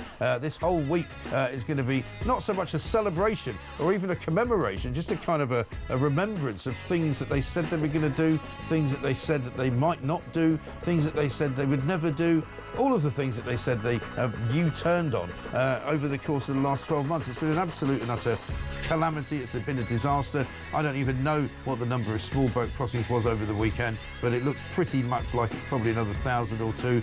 We are edging ever closer, as I said, to the magic number of 50,000. Which is, if it doesn't hit by July the 4th, by the end of this week, it will probably hit before the end of July. 41,760 is what the ticker says. I'm still claiming it's wrong. I still get told off by my producer every day for calling the people adding it up idiots. But, you know, what can I do? I'm sure it's going up a lot quicker than that. We're also talking this morning massively about what went on at Glastonbury at the weekend. The BBC massively under fire. Tim Davie calls for him to resign, the head of the BBC. Questions asked about how it was possible for them to allow ghastly death chants about Israelis to be broadcast live on BBC covering Glastonbury all weekend. Millions and millions of pounds spent, you know, tens of thousands of people sitting there live chanting death to the IDF. Absolutely incredible scenes. Let's get a voice note from Perry. Morning, Mike. That's the thing about these idiots at Glastonbury, all singing and dancing and cheering along to someone that's virtually calling for annihilation of the Jews. And yet, I bet they're the ones that call me a Nazi for voting reform. I mean, who's more of a Nazi? I know, absolutely incredible stuff. I mean, some of the stuff on social media over the weekend was quite remarkable. Coming up, also later on, the Taxpayers Alliance have done a remarkable investigation into what is going on in terms of disability benefits around the country. And they found that some big parts of this country have got as many as a fifth of their populations claiming disability benefit, whether it's PIP or whatever it is. Some towns on 20% in claimants. Most of them in the top 10 are in Wales, unbelievably. We'll also be talking about vacancies falling for jobs because of ChatGPT, and we'll be asking the question about what is wrong with the NHS. Medieval levels of healthcare inequality is being said to be the case this morning by an exclusive in The Guardian, of all places. They're really having a go at it. 0344 499 1000. Wimbledon gets underway as well. There's no line judges this year for some reason, but 23 British players for the first time ever. This is Morning Glory. Let's get it on. Morning, Mike, says Sonia. That awful man who ranted at Glastonbury should be arrested. This is far worse than those who are in jail for tweets. Many liberal Jewish people are now advising their families not to mention they have Jewish blood. I myself have cautioned my children not to say anything. My son told me he doesn't even mention it now in his business. It's absolutely horrendous, isn't it, what's going on in this country. Just before we speak to Will Kingston, political commentator and host of the Fire at Will podcast, let's have a look at what we've been working on here at Talk, because this Friday, as I said, marks 1 year since Labour's election victory being called a loveless landslide. To commemorate the occasion, Talk has put together a 1 hour special looking back at Keir Starmer's first miserable 12 months in Downing Street. It's called 1 Year of Chaos. It airs on Friday at 9 p.m. Have a look. They promised stability. They said the grown-ups are back in charge. I was so happy you just couldn't believe it. Our work is urgent, and we begin it today. I mean, you couldn't really scrape together a worse gang of misfits to run a dog kennel. Broken promises. Billions blown. Botched U-turns. And Britain is burning. One of the most immeasurably eventful. 1 year in power. And Britain in freefall. It's just been a disaster. 1 year of chaos. Friday, 4th of July. 9 p.m. That's make a date time. First of all, Plank of the Week on Friday at 7, and then that at 9 o'clock. Let's talk to Will Kingston, though, because I'm sure, Will, you'll be as ready as I am to celebrate the great 12 months that Labour have had as possibly the worst government in the history of governments. Morning. Yeah, that'll be depressing viewing, but it'll be must-watch viewing, Mike. I'm looking forward to it. Yeah, I mean, the trouble is you can't really imagine how much worse it can get, and yet with every single passing day it gets worse. You know, Keir Starmer, having had a terrible week last week where it turns out that his very kind of existence as Prime Minister was under threat, Labour backbenchers forcing him into yet another U-turn over the welfare bill. So what does he do? He does an interview with The Observer and the Sunday Times to try and explain how we got to where we are, in which he admits that he didn't read the speech that he made, which included the words, you know, a land of strangers, which everybody thought was finally Keir Starmer seeing sense on immigration. He didn't read it. He was distracted, he says, because somebody firebombed his house. I mean, you can't make this stuff up. Let's just have a look at what he said on that day. It was back in May, just before the local elections. In a diverse nation like ours, and I celebrate that, these rules become even more important. Without them, we risk becoming an island of strangers, not a nation that walks forward together. So when you have an immigration system that seems almost designed to permit abuse, that encourages some businesses to bring in lower paid workers rather than invest in our young people, or simply one that is sold by politicians to the British people on an entirely false premise. I mean, first of all, do you believe him when he says that's the first time he read it? He seems to be saying it with quite a lot of conviction. I wonder as well whether none of his speechwriters had any clue that that phrase, land of strangers, had been used in an Enoch Powell speech. How could they not know that? These people are political anoraks. That's actually a very interesting point that I hadn't considered, Mike. That's probably the most eloquent I've ever heard Starmer. Admittedly, it's a low bar, but if you look at most of his speeches, he's always looking down at his paper every 2 seconds. Right. That's probably the first time I've seen him not do that. So, no, I don't believe him, and I particularly don't believe that the speechwriters didn't know it. Political speechwriters are political nerds. And if they're honestly trying to tell me that they wouldn't have known one of the most famous speeches in British political history, that is a lie. Right. So, no, I don't believe him. And obviously what has happened is his base has gone ballistic and he's rode back because he doesn't have the courage of his convictions. Exactly right. Because land of strangers is kind of an odd phrase. I mean, I didn't know that Enoch Powell had used it. You know, everybody knows the rivers of blood speech, but they don't know the speech, if you like, unless they're, you know, fanatics. So I'd never heard the phrase land of strangers, but it's got one of those rings to it that I wonder what would happen if you put it into, you know, a search engine, what would come out? And surely if you're in politics and you're in the business of making a speech for the Prime Minister, you're writing a speech for the Prime Minister, you would be checking that all the way down through the words that you were using, wouldn't you? Yeah, of course you would. But again, I don't believe for a second that they wouldn't have known this off the top of their heads anyway. They absolutely would have. I think, you know, you see this every week at the moment where so much of what they do is being dictated by their multicultural base, and particularly the large segment of Islamic voters that they are trying to pander to. And that would have certainly put them offside. You saw Wes Streeting the other day come out and talk about basically Israel getting your own house in order. Unbelievable that was. Yeah, we'll come on to that in a minute. Yeah, and again, you've got to put it through the lens of he is in a marginal seat and he will be up against an Islamic independent candidate who will beat him if he doesn't pander to that particular minority group. Yeah, it is shocking. Susan says this, morning Mike, enjoying the show. Keir Starmer admitted he doesn't always read his speeches before delivering them. Then U-turns on his Island of Strangers speech. Can his speech writer please type, I announce my resignation and call a general election? Let's see if he just reads it out. I mean, that's not a bad thought. Yeah, but let's talk about Wes Streeting, because of course Streeting was out there yesterday trying to defend the government's position on all manner of things, including the welfare bill, which he's pretty confused about. But of course he was asked about what happened at Glastonbury when this ghastly figure, Bob Villan, which is not his real name obviously, decided to lead the world in chants against the IDF and basically effectively calling for the death of Israelis. Let's have a look at the chant first of all. Death, death to the IDF! Death, death to the IDF! Death, death to the IDF! Death, death to the IDF! Death, death to the IDF! Hell yeah, from the river to the sea, Palestine must be, will be, inshallah, it will be free. Yeah, and here's what Wes Streeting has said about that. I do think that, like, if I take the equivalent of the war in Ukraine, I'm unequivocal about which side of that war I'm on. I want Ukraine to win. Would I be celebrating or chanting for the death of Russian soldiers? No. I want to see an end to the war and I want to see an end to the conflict. I'd also say to the Israeli embassy, get your own house in order in terms of the conduct of your own citizens and the settlers in the West Bank. So, you know, I think there's a serious point there by the Israeli embassy I take seriously. I wish they'd take the violence of their own citizens towards Palestinians more seriously.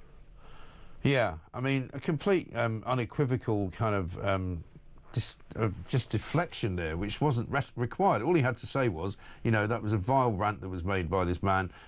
Nobody should have been able to see it on the BBC, the nation's, you know, publicly funded broadcaster, and the BBC should be launching an immediate investigation, and so should the police. That's what he should have said. Yeah, but more than that, Mike, and I hadn't noticed this until I just rewatched that clip then, it was a slur against the Israeli people. So it wasn't just him saying, you know, get the IDF in order. No. He said, get your citizens in order, as if this is something that needs to hang around the heads of the Israeli people. It was truly disgusting.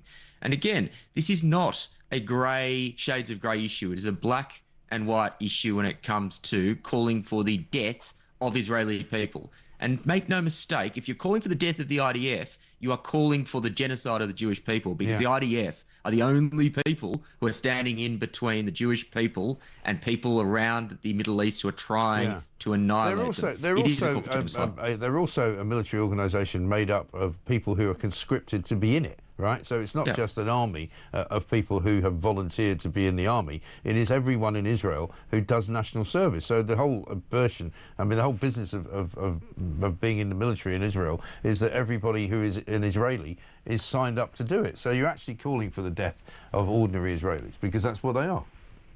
Yeah, that's right. But the other thing as well is how this narrative that this is somehow a genocide or that Israel are committing atrocities has just been normalised, when it is not true.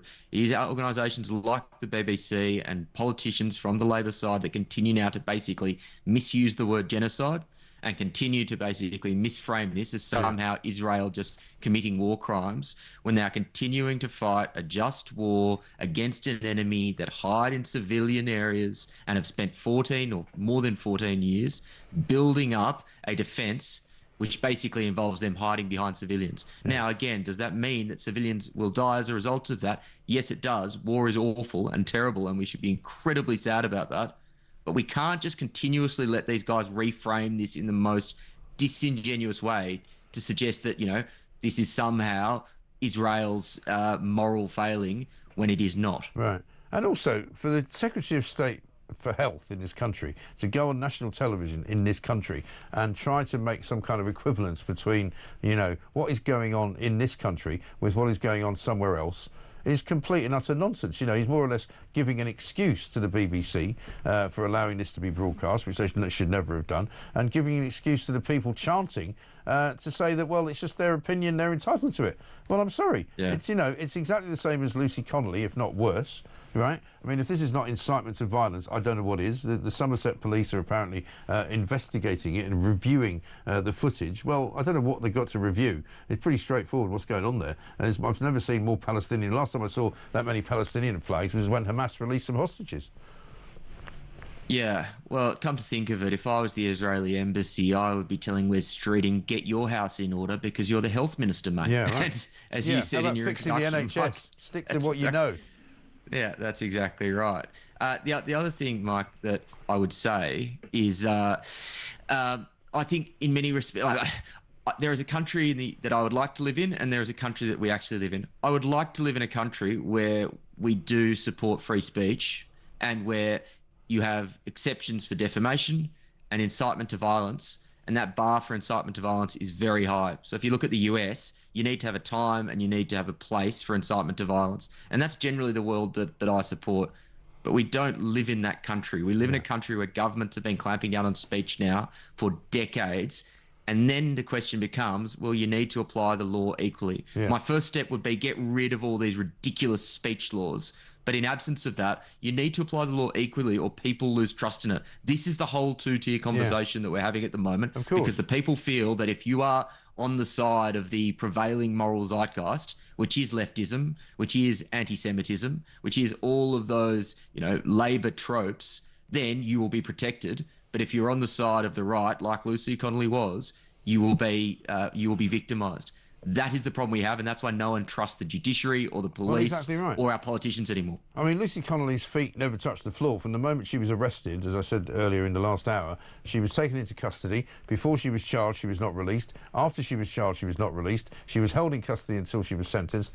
She was forced to plead guilty, and she's been in prison ever since, been refused the right to leave prison to go home and see her family. Her young daughter is suffering as a result. Her husband, who's suffering from cancer, is also suffering. Meanwhile, you get Avon and Somerset police going, oh, we're going to review this footage. I'm like you. You know, I think free speech should always be protected, providing that free speech also comes with responsibility, which, as you say, it does. You know, there are libel laws, there are you know, laws that protect people from hate speech, but that is obviously something which is completely and utterly misused by the police, because, you know, they can call a preacher standing in a street in the middle of a Saturday afternoon of shoppers who happens to be reading out, you know, paragraphs of the Bible. They can call that hate speech, but they can't call this hate speech. Yeah, that's right. And I'd remind viewers of and listeners of the words of Lord Hermer last week, where he said that the type of conversation we're having at the moment, criticisms of two-tier justice in this country, were frankly disgusting. So there isn't any sort of appetite in this government to actually look at the very obvious two-tier system that we have in place, the very obvious discrepancies in sentencing, the very obvious ways that speech that is considered to be, say, far right, in inverted commas, is treated differently to speech which is anti-Semitic. It is there, it is plain to see. The government can't acknowledge that, because two-tier justice is a wall around this worldview that they have, which is based around multiculturalism over protecting patriotism. It's based around the rights of, or international-based rights over the rights of UK citizens. Yeah. Two-tier justice is the bulwark against their worldview. That's why they can't give it up. Yeah, exactly right. Great to see you, Will. Thanks very much indeed. Will Kingston there, political commentator, host of the Fire at Will podcast, here with us every single week on Morning Glory. Let's get a voice note from James. Morning, Mike. It's James from Blackburn. Yeah, messaged you on Friday, didn't I? Head was spinning, couldn't keep up with him because of all the U-turns. By the time I'd made it to work, he'd done another one. Jesus Christ. And let's be honest, if he's not reading his speeches before he goes on, I mean, what's he thinking? I mean, was he Ron Burgundy? Well, you put anything on the teleprompter. You can put anything in a speech then. And what? He'll just read it. And he thinks that sounds good. Makes you sound like a bloody idiot, Kia, which you are, mate. And I'm not giving any mention to Bob Villan, apart from he's a moron, and we'll move on from that because we know what the BBC's game is. And Glastonbury. You couldn't pay me to go there. I couldn't think of anything or anywhere I'd rather be less than Glastonbury. No thanks. James, very sensible as ever, yeah. It's head spinning, isn't it? You can't actually keep up with Starmer. I mean, we haven't seen his first lie of the day yet, but I'm keenly looking forward to it. Normally it comes out around about 8 a.m. On his Twitter feed, because he did plenty of that over the weekend, talking about fixing the foundations and sorting out new jobs. I think he actually claimed they'd created 300,000 new jobs. I'll find the tweet. But they haven't. The 275,000 jobs have gone, disappeared in a puff of smoke like that. He hasn't created any jobs at all. What's he going on about? Does he not? Maybe he's going to say, oh, I don't read the tweets before I put them out. I just put them out there. It's just, I don't read the speeches, don't read the tweets, don't read the room, don't read anything. Maybe he can't read. This from Cliff in Berkshire. Do you think Keir will have a celebration cake for his first anniversary? If so, will it be a two-tier cake? Will two-tier Keir have a party on Friday, says Margaret in Birmingham. Rachel from Accounts in tears. Yvette Cooper face on the floor chewing a wasp. And Angela Rayner ordering some new curtains. Yeah, probably. Can you imagine? 7:21.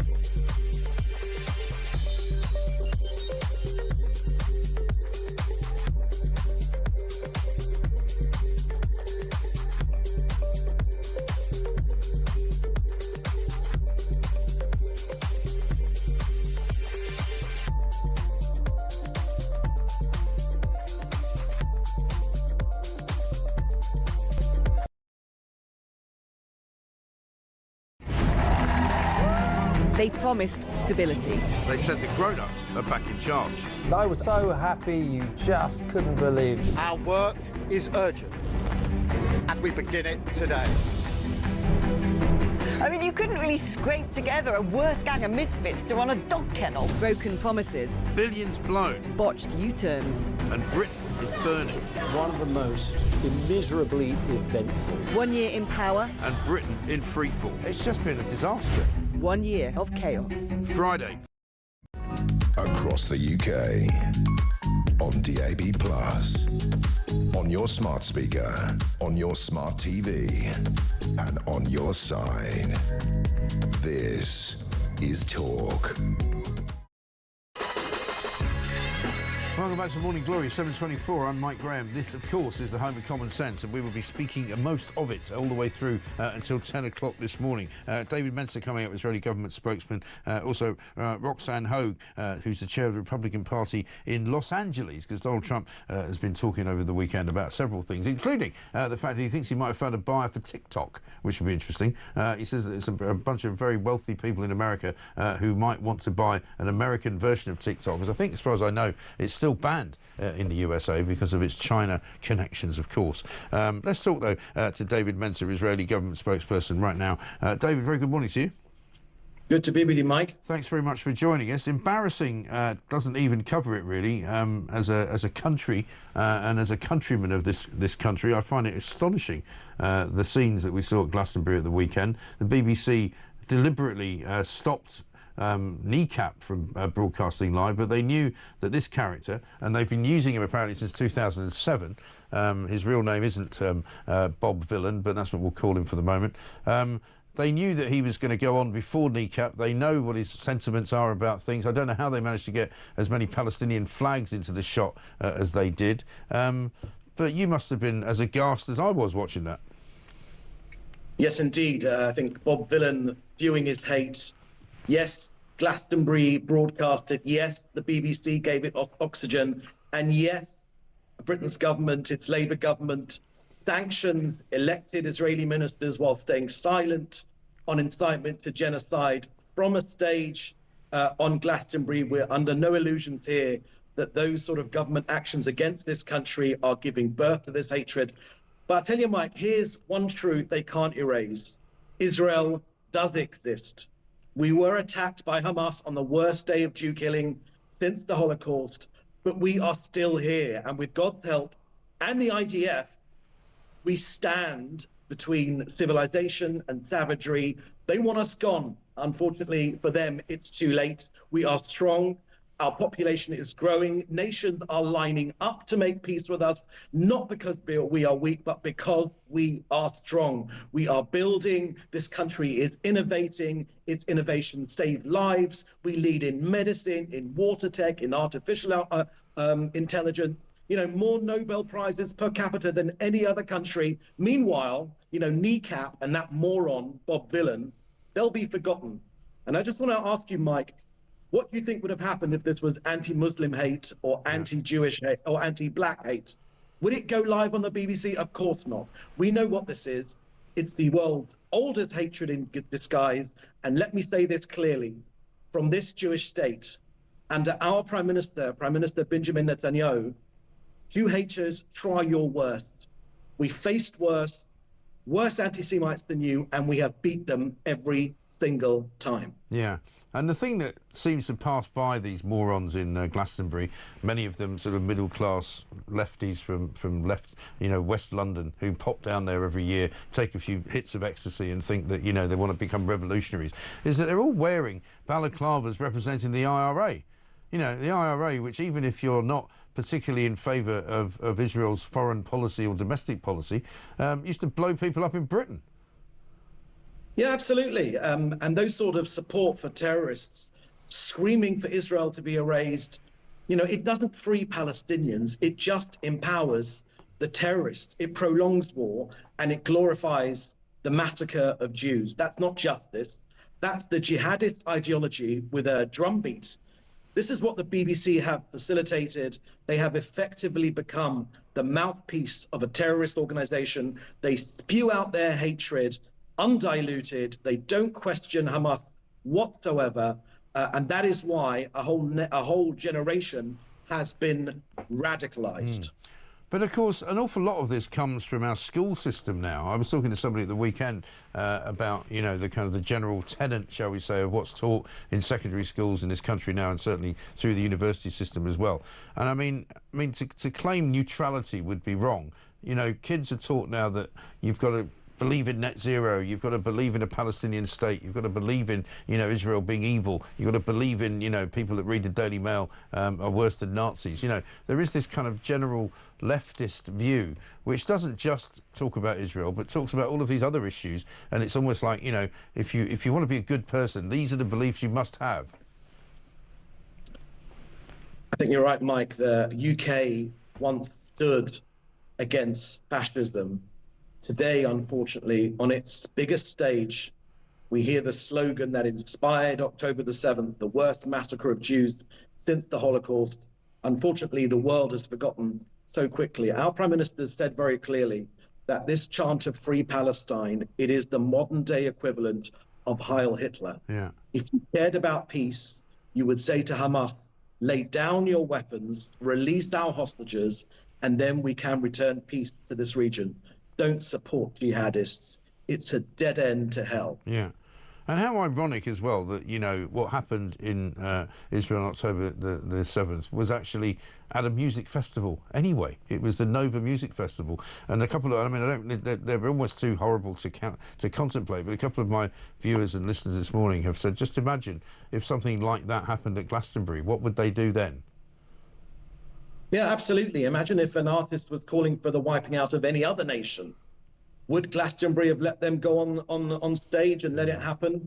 So these calls to free Palestine from the river to the sea, what they actually mean is no Israel. Yeah. That's not activism. That's anti-Semitism in high definition, played out on the nation's screens in the UK. It is outrageous, and Britain really has a lot of work to do to undo this outrageous hatred which has been sown in society. Because Katie Hind, a journalist that I know quite well from the Daily Mail, has written today saying how intimidating it actually was to be. She went to that concert because she had to report on it, but she said it was really intimidating to be in amongst those people who were so full of hate for something. Absolutely. You know, I've been to Glastonbury myself in my younger days, and I can't even begin to imagine what it must have been like as a young Jewish person in that crowd. Yeah. Let's be clear, the IDF that they call for the death of, that means the death of almost every single boy and girl in this country. And we know here in Israel that the IDF, thank God, is the one thing stopping in the way of obstructing the next genocide of the Jewish people. Yeah. Our enemies say very clearly what they want to do.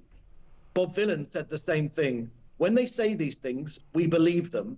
But thankfully now there is the IDF, which upsets Bob Villan so much. There is the IDF to defend this country, thank God.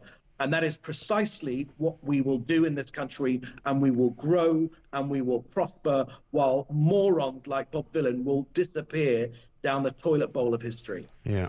If you had a message for the BBC this morning, David, what would it be? Well, look, the BBC have unfortunately had a rotten record when it comes to Gaza and when it comes to the whole Middle East conflict. They have essentially taken the side of the terrorists, the rap sheeters as long as your arm.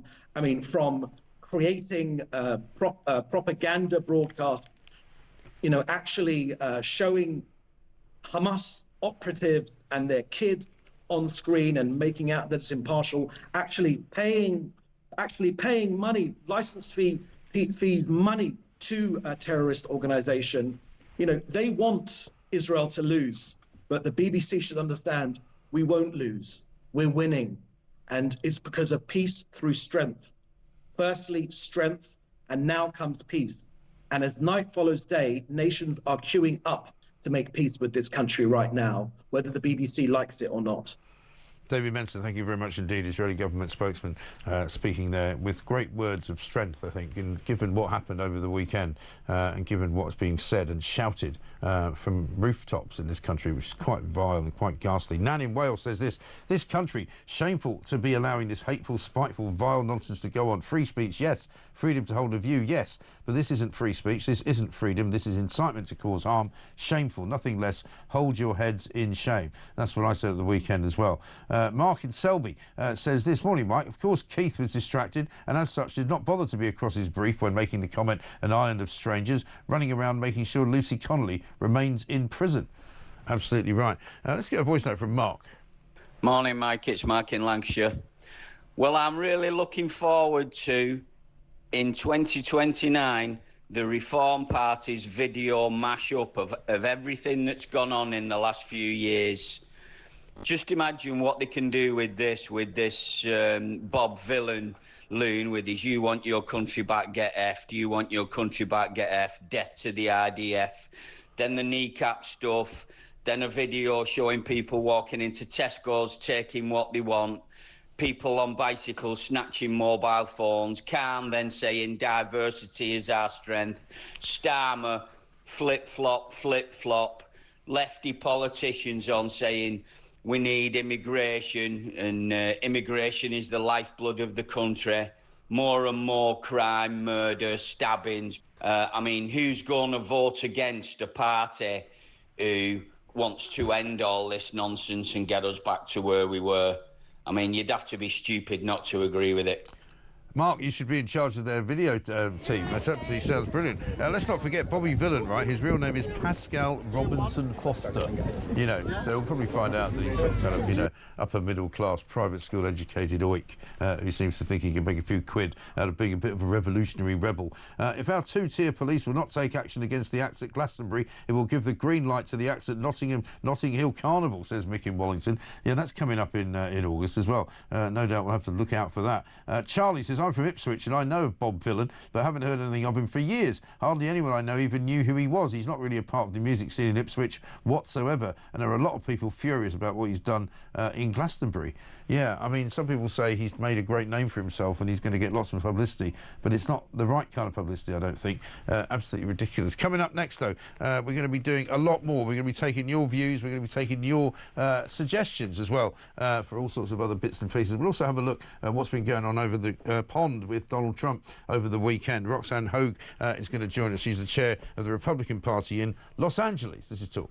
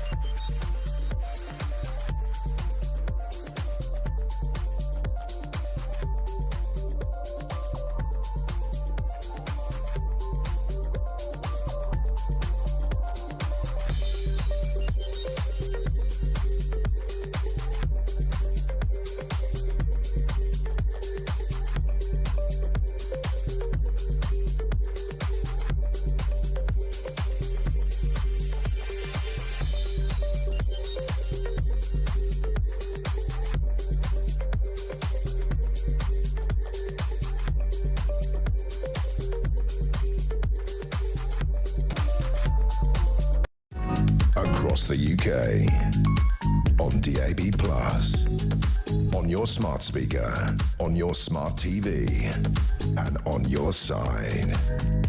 This is Talk. Welcome back to Morning Glory, 7:37. I'm Mike Graham with you all the way through until 10 o'clock, of course. How about this from Ivor? It says, who in the world doesn't read a speech beforehand? Have you ever heard such a lie? Any speech I've ever made, I practiced over and over, let alone if I were addressing the nation. Well, there does seem to be a little bit of a... this is the trouble with Keir Starmer. He's in this place now where nobody believes a word he says. So when he comes out and gives some justification for how he was able to say those words, island of strangers, he now says, rather than admitting that it was just a ruse to try and get people to vote Labour in the local May elections, he'd rather admit that he didn't read it first. Seems a bit unlikely, doesn't it? Sylvia from Monmouth. Who the hell booked that vile bloke for Glastonbury in the first place? Surely they vetted him first and should have written something in the contract about politics. The Glastonbury bosses are up their own backsides and should be cautioned and fined. Bloody shameful. Yeah, well, I mean, there's no question that the Evis family knew precisely who they'd invited. They knew precisely what was likely to happen, and they knew that what they would do was probably nothing about stopping them from saying it. Because previously, an interview before Glastonbury event actually started, Michael Eavis said, if you don't like our politics, just don't come, go somewhere else. Well, that's all fine and dandy. Let's talk to Roxanne Hogue, though, chair of the Republican Party in Los Angeles, because we've got some Donald Trump action to get involved in. Roxanne, very good morning to you. Good morning to you, Mike. Thank you for having me. Not at all. Good to see you. Donald Trump's been, I suppose, for him, relatively quiet this weekend, but let's have a look at a couple of things he said about, first up, on Fox News, the Iran bombing. I saw reports that there were 400 kilograms, 800 pounds that they moved, but I wonder if it's traceable. I mean, if they were to have moved, they didn't move anything. They didn't move anything. You know what they moved themselves? They were all trying to live. They didn't move anything. They didn't think it was going to be actually doable, what we did. And what we did was amazing. And they, you know, we went, there were energy commissions that went there now. No, it's just thousands of tons of rock in that room right now. That room, the whole place was just destroyed. And the other two also. Now, Israel was able to do damage, but we did the final damage. And we have the greatest submarines in the world. We launched 30 rockets from submarines. Every single one of them hit their target. Isn't it funny, Roxanne, how, you know, Donald Trump's enemies would rather side with Iran in some way than admit that he actually did a good job? You know, we've got the United Nations this morning warning that, you know, Iran is now repairing its nuclear site and could be ready to launch another sort of nuclear attack within months, or at least have enough enriched uranium to make a bomb. You think, well, if you're the United Nations, shouldn't you be stopping them from doing that rather than criticising the US president? The fact that they have a Security Council filled with people who regularly violate human rights means that the UN is basically a big joke. Donald Trump has had a very, very, very good week. Yes, I don't think there's any doubt about that whatsoever. And they can't stand it, can they? They literally can't stand it. You can see in their eyes and their faces, and everybody who hates him is kind of going, oh, yeah, but you didn't hit the target. Yeah, well, you know, you haven't done as much damage as you thought. Yeah, you know, we can't bring ourselves to say, well done, you know? And it's a pretty simple thing to say. And you think that, especially here in the States, that the Democrats would say, you know what, not on our team, but good on you. And they can't bring themselves to do that, no. Most of them, except for John Fetterman. Yes, mind you, I mean, we can't talk because here in Britain, you know, my own Prime Minister, I hate to even say those words, as he's about to celebrate his, or commiserate with his first year in office, even the Labour government here couldn't admit that actually America had done the right thing. They couldn't bring themselves to say, well done. They couldn't bring themselves to say they supported it, which I found incredible. All they kept saying when they were asked the question, do you support it, was, we were not involved. It's the opposite of the book Profiles in Courage. We have seen a real lack of testicular fortitude from a lot of countries and a lot of former leaders in the past couple decades. Yeah, it's a shame. It is a shame. Here's what he had to say to Fox about the Iran leaked document. You tweeted, the Democrats leaked an intelligence. They should be prosecuted. Who specifically? Do we know who did it? Will you be able to find out? They could find out. If they wanted, they could find out easily. You know, you go up and tell the reporter, national security, who gave it. You have to do that. And I suspect we'll be doing things like that. I mean, I dare say there'll be people who wouldn't want him to go and put put people in prison for not revealing their sources. But clearly there is an agenda going on, isn't there, here?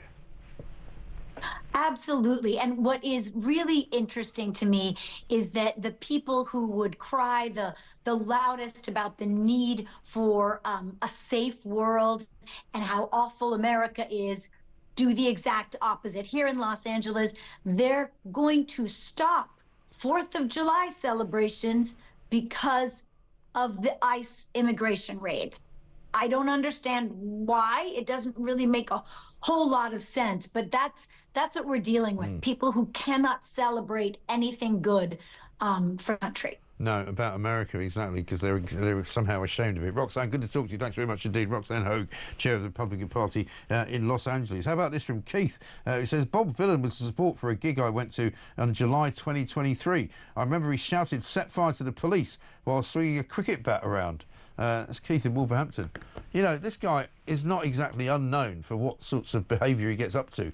They knew the Evis family what they were doing when they booked him for Glastonbury. The BBC also knew what they were broadcasting, and they should never have broadcast it. It's as simple as that. 7:43, Richard Tice coming next.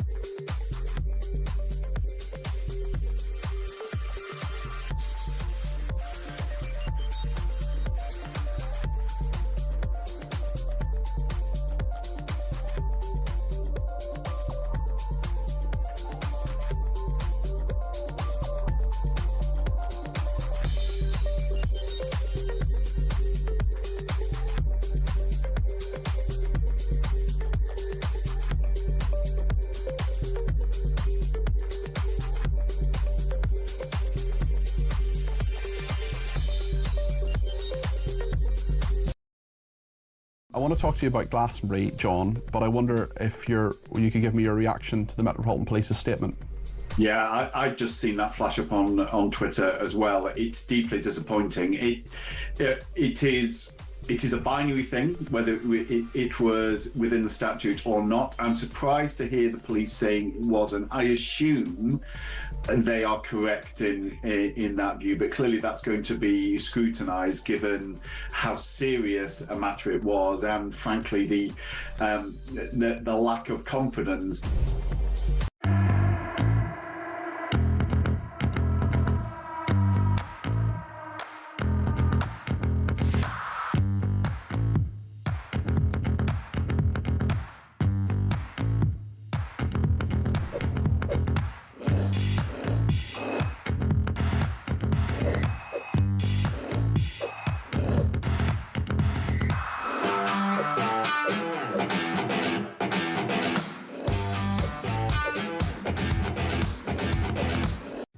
Across the UK, on DAB+, on your smart speaker, on your smart TV, and on your side.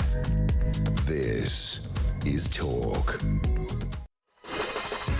Welcome back to Morning Glory, 7:45. I'm Mike Graham with you all the way through, of course, until 10 o'clock. It's 4 glorious hours of Morning Glory right here at the home of Common Sense. Let's get a voice note from Jay. Morning, guys. Fantastic show as always. I just want to say the stuff that went on at Glastonbury is an absolute disgrace. It shows that there's so many unpatriotic people in this country, and they're basically going to send themselves down the toilet pan. They've got no idea what's coming. Speaking to a good friend of mine the other day who was English, lived in the Middle East with their partner for work reasons, was saying how strict Qatar is, how strict Saudi was, and they had to be strict to keep people in check. And then we all moan about their levels of strictness. Well, I'd rather have that than what we've got going on over here at the moment. We're way too soft. And we know that Labour ain't going to do nothing about it. Glastonbury was a disgrace, and it was a disgrace to the Jewish people as well of this country. Absolutely right, Jay, you're quite right. Carl from up north says, I thought Glastonbury was about music. Apparently not, it seems. It needs to be banned if it's going to turn into a left-woke climate muppet version of the Nuremberg rally. I think that's exactly right. And just on the subject of old Keir Starmer and the fact he doesn't read the speeches he's reading out before he actually says them, this plank now knew exactly what he was saying. He was saying that land of stranger with passion, like all of his speeches he comes out with. Starmer hasn't got a clue about politics. He shouldn't be left to carry on pretending that he does, says Zoe in Lancashire. Let's have a word with Richard Tice, who is, of course, a Deputy Leader of Reform UK. Richard, very good morning to you. Well, morning. The sun's out, but whether it's good after this weekend of lunacy in Glastonbury, I think is open to debate and discussion. I mean, frankly, how on earth the BBC are going to deal with this is beyond us. An organisation that sort of is very good at telling us what to do and what to think, But actually, when you saw that that vile anti-Semitic racist diatribe come out of that individual's mouth, the BBC, rather than press the dump button, I mean, you've got a dump button on your console, or your production team have. Why didn't they sort it out? Instead, they just let it go on and on, presumably thinking that it was funny. Well, worse than that, because they knew that kneecap were a problem, right? So they allowed kneecap to be on the bill. They said that was fine, but they would not broadcast their performance live. I suspect they knew exactly what this guy... Apparently, he's been on the BBC since about 2007, this bloke, villain. And so they should have known precisely what sort of material he was likely to use, and they should have known that, therefore, they shouldn't have live broadcast that either. So they're in serious trouble, serious questions to answer. And then also, all eyes now on Avon and Somerset Police and the approach they're going to adopt, because I tweeted out over the weekend, having seen Lucy Connolly in prison just last Tuesday, if the police are going to be consistent to try and avoid the charge of two-tier justice and two-tier policing, then they need to arrest, charge, and frankly, judges should imprison Mr. Bob Villain, Violent, whatever his name is, for Pascal, at least as long. To call him. What are you going to call him? Well, his real name is Pascal Robinson Foster. I just want to call him a villain, frankly. And I think that he should, he needs to feel the full force of the law and the justice. After all, Keir Starmer's quite keen on that, apparently. Well, he is, isn't he? So, Chris Philp agrees with you, by the way, as the Shadow Home Secretary, because he thinks exactly the same. Two-tier justice, surely. I mean, if this is not incitement of violence, I don't know what is. Well, then all the Glastonbury fans, when he's in prison, they can go and visit him, like I did with Lucy Connolly last week, and create a long queue outside some prison somewhere. I mean, the whole thing is just utterly extraordinary. And, I mean, let's be absolutely clear what happened here. This was a racist, anti-Semitic rant to kill large numbers of Jewish people. That is what happened. And he knew what he was doing. I think the BBC knew what they were doing when they allowed it to be broadcast. And I think the consequences should be very severe indeed. And Keir Starmer is sort of belatedly catching up, realising that all of a sudden, once again, he's probably on the wrong side. But the issue with the Prime Minister, of course, is we can't trust a word he says. He doesn't read the speeches that he's making. He just robotically parrots them out. And it turns out he doesn't actually believe in anything. And when he says, this is a priority for me, it's not. As he's admitted last week, with all of this complete mea culpa about his supposedly tough immigration speech. I mean, it's a laughable moment for Keir Starmer. But what happened at Glastonbury is not a laughable thing at all. No, it really isn't. And you're quite right to say that he belatedly sort of gave a couple of quotes out to be on the front page of the Sunday. No excuse for BBC hate. But he hasn't said what he's going to do about it. But all day yesterday, he didn't have anything to say about anything that happened at Glastonbury. And he kept doing these ridiculous videos where he talks about Labour delivering for working people, our plan for change is creating thousands more good, well-paid jobs in every part of the country to make you and your family better off. I mean, it's a fantasy, isn't it? Never mind the fact he doesn't read his own speeches. I presume he doesn't read his own tweets either before he puts them out. Well, of course he doesn't. He doesn't. He just doesn't believe in anything. He has no conviction. It's just all about power and jumping on the latest bandwagon, whatever that means, and whoever that throws under the bus as he does yet another massive U-turn. It's just extraordinary. Yeah, as long as it's not a far-right bandwagon. He doesn't like jumping on those, does he? Oh, no, except for when he thinks that he was talking about immigration. But he didn't know, apparently he didn't know that it was an Enoch Powell phrase. He didn't know that his speechwriters also didn't know it was an Enoch Powell phrase. I mean, I just don't believe that either. I really don't, because I think it was a cynical attempt to derail reform at the last minute on immigration, desperate attempt to try and win some seats in the May elections locally, which failed miserably. And now even reform are haunting him every single time he turns around, because Rod Stewart came out and said he rather liked the look of reform shortly before he blew the house down on the Glastonbury weekend, and everybody said his was the greatest show. And wasn't it funny that when despite people calling for a boycott of Rod Stewart on the day because he likes reform, there was not one Palestinian flag to be seen, almost as though the organisers of Glastonbury could take them away from people if they want to. funny that, isn't it? I mean, just extraordinary. And there is, you've just shown pictures of the Prime Minister in Scotland. Again, he spent loads of his speech in Scotland attacking reform. I mean, we're getting under their skin everywhere, wherever it is, whether it's in Wales, whether it's in Scotland. We've got a very simple slogan in Scotland. We've got, one great policy, drill Scotland, drill. And it's going down rather well. And Labour are terrified that they might very soon be polling third in Scotland behind reform. I mean, the whole thing is, it's extraordinary. But fortunately, I think there's a return to common sense prevailing in much of the country. Well, there is. And talking about Wales, I mean, we're going to be speaking later on in the show to the Taxpayers Alliance, who've done an incredible study, which has made its way into the Telegraph today, about number of towns in this country which have got 20% of the people in them on disability benefits. And a very large number of them are in Labour-run Wales. It's always been run by Labour.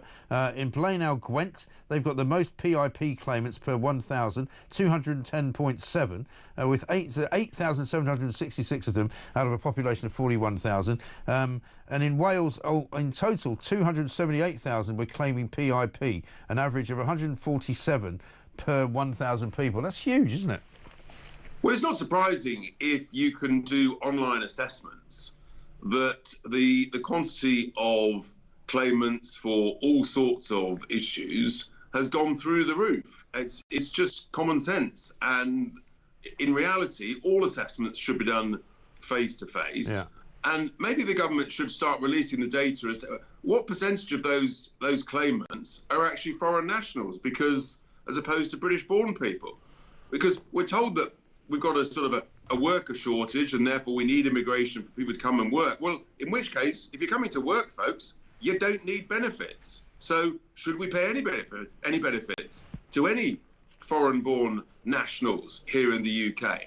It'd be quite interesting to see that data. That might be a smarter way to reduce a ballooning welfare bill than anything else that the Labour government is currently trying to ram through the House of Commons with some difficulty. Yeah, well, I don't know how well you know what the numbers are at the weekend, but there's plenty of pictures in the papers this morning of more migrants coming over. It's a beautiful weekend, obviously, if you were living on this side of the pond. But basically, at least 40 men were seen crammed into a dinghy when it launched from near Calais yesterday. Fine weather this week could bring arrivals this year alone to 20,000, which is about another 1,500, another 2,000 up. I mean, I've been saying I wouldn't be surprised if it hits 50,000 under Labour when it gets to Friday, July the 4th. I mean, I think we're running somewhere around about 42, 43 right now. But it's not going to be far off 50, is it? Since they came to power exactly a year ago, Yeah. That's right. And that's a record. And if you then translate that forward, I just don't think the British people are going to put up with 40 to 50,000 every year through this parliamentary term. That's another 160 to 200,000 coming here before the next general election. It's just not a tolerable thought. It simply isn't, and something is going to have to change. Yeah, absolutely right. And just before we do Migrant of the Day, I see you've tweeted about something I only just discovered this morning, much to my chagrin, that line judges are no longer at Wimbledon. I mean, seriously, what is going on? Well, what is going on? We want our country back, Mr. Graham. I'm absolutely steaming. I mean, no Wimbledon line judges anymore because of computers and AI. That is it. Enough is enough. No. It's too much. Stop. I mean, I used to look forward to it every year. That woman that looks a bit like Elton John, sitting at the back end of centre court. But also, and those of us who are old enough to remember, I mean, if you've got AI and no line judges, you can't have someone like John McEnroe screaming. No. Referee and the line judge, you cannot be serious. I know, it's absolutely shocking. I mean, I never saw this coming. William Sitwell's written about the Telegraph. It's on page 7 of The Sun this morning. It's absolutely disgraceful. So let's finish with a cri de coeur. I'm supposed to be going at the weekend. I'm not sure I'm going to go now to Wimbledon. It's going to be shocking for me. I hope they haven't done away with the champagne and the strawberries and cream. There's an Albanian burglar with almost 50 convictions in the Telegraph today. He's been allowed to stay in the UK after a judge found his crimes were not extreme enough to revolt the public. I mean, what do you have to do now to get kicked out? I don't know. I mean, it's just mind-boggling. I don't know whether the judges have some form of deep affection for Albanian drug dealers and burglars and muggers and the like. I mean, what is it about Albanian criminals that judges think is so attractive that we must keep them here in the UK. Nigel Farage has had an interesting spat with the Albanian Prime Minister. I saw that. Who was offended that at the suggestion that 1 in 50 Albanians in the UK are actually in our jails. Well, it turns out that Nigel was being a little cautious. It's actually about 1 in 48. Right. And the Albanian Prime Minister, I think, needs to go back to his abacus and redo some calculations. Yes, absolutely right. I mean, it is extraordinary that the Albanian sort of population of this country is involved inevitably in an awful lot of criminal acts. This particular guy, whose name is Zenel Beshi, is called a serious and prolific offender. He was jailed for 6 years in Italy for robbery, theft and false imprisonment. He arrived here in the UK in 2020. 3 years later, he's been done for 44 counts of burglary and theft. In September, he applied for a European Economic Area residence card as the spouse of an EEA national. He was originally told he couldn't have that, but he was then granted residency, and the Home Office can't deport him on the grounds that he was a genuine, present and sufficiently serious threat to the UK public. It's just incredible, isn't it? I think we could basically assume that he's a wrong-un. I think so. And we don't want wrong-uns here in the UK. It just beggars belief. And of course, there are lots of wonderful, delightful, hard-working Albanians we know. But we also know that the UK drugs trade and drugs gangs has basically been taken over by brutally violent and in some cases murderous Albanians. That is the harsh reality that we have to face into. Exactly right. Richard, good to see you. Thank you very much indeed. This, of course, is the Home of Common Sense. Richard Tice there, Reform Deputy Leader, I should say, right here talking to us. Isabel Oakeshott is going to come up in the next hour. We've got lots more going on as well. It's obvious to me what happened with Starmer's Island of Strangers speech, says Ruth and the Wirral. It was written by writers using ChatGPT. Maybe it was. Wouldn't be surprised. Anything's possible. Loads more coming up after the news. This is Talk.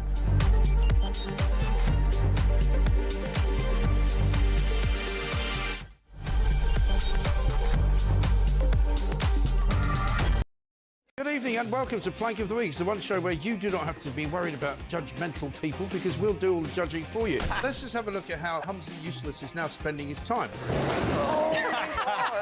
There goes your career, mate.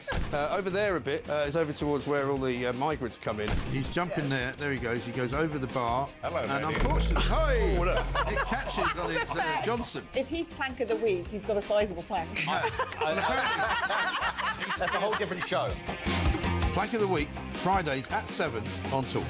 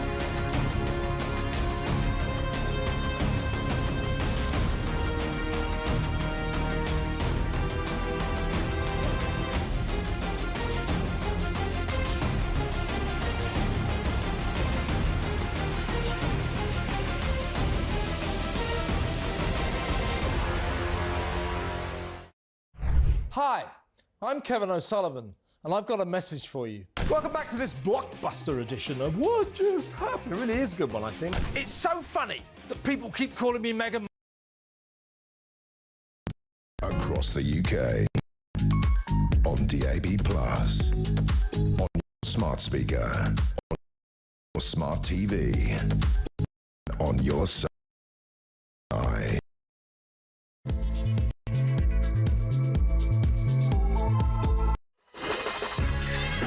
Welcome back to Morning Glory, coming up to 3 minutes past 8. I'm Mike Graham. It is Monday, the 30th of June, the last day of June, the first day of Wimbledon, albeit without any line judges, which for an awful lot of people, including me, is a bit of an absolute and utter sacrilege, isn't it? Why do away with the line judges? One of the things that Wimbledon was famous for was how very well suited and booted they were, how well turned out they were, and who can forget, you know, the rows, as you heard from Richard Tyson with John McEnroe, shouting at the line judges, you know, the cries of out. You won't hear them anymore. It's going to be quite weird, isn't it? It's going to be just like a very, very strange AI version of a tennis tournament.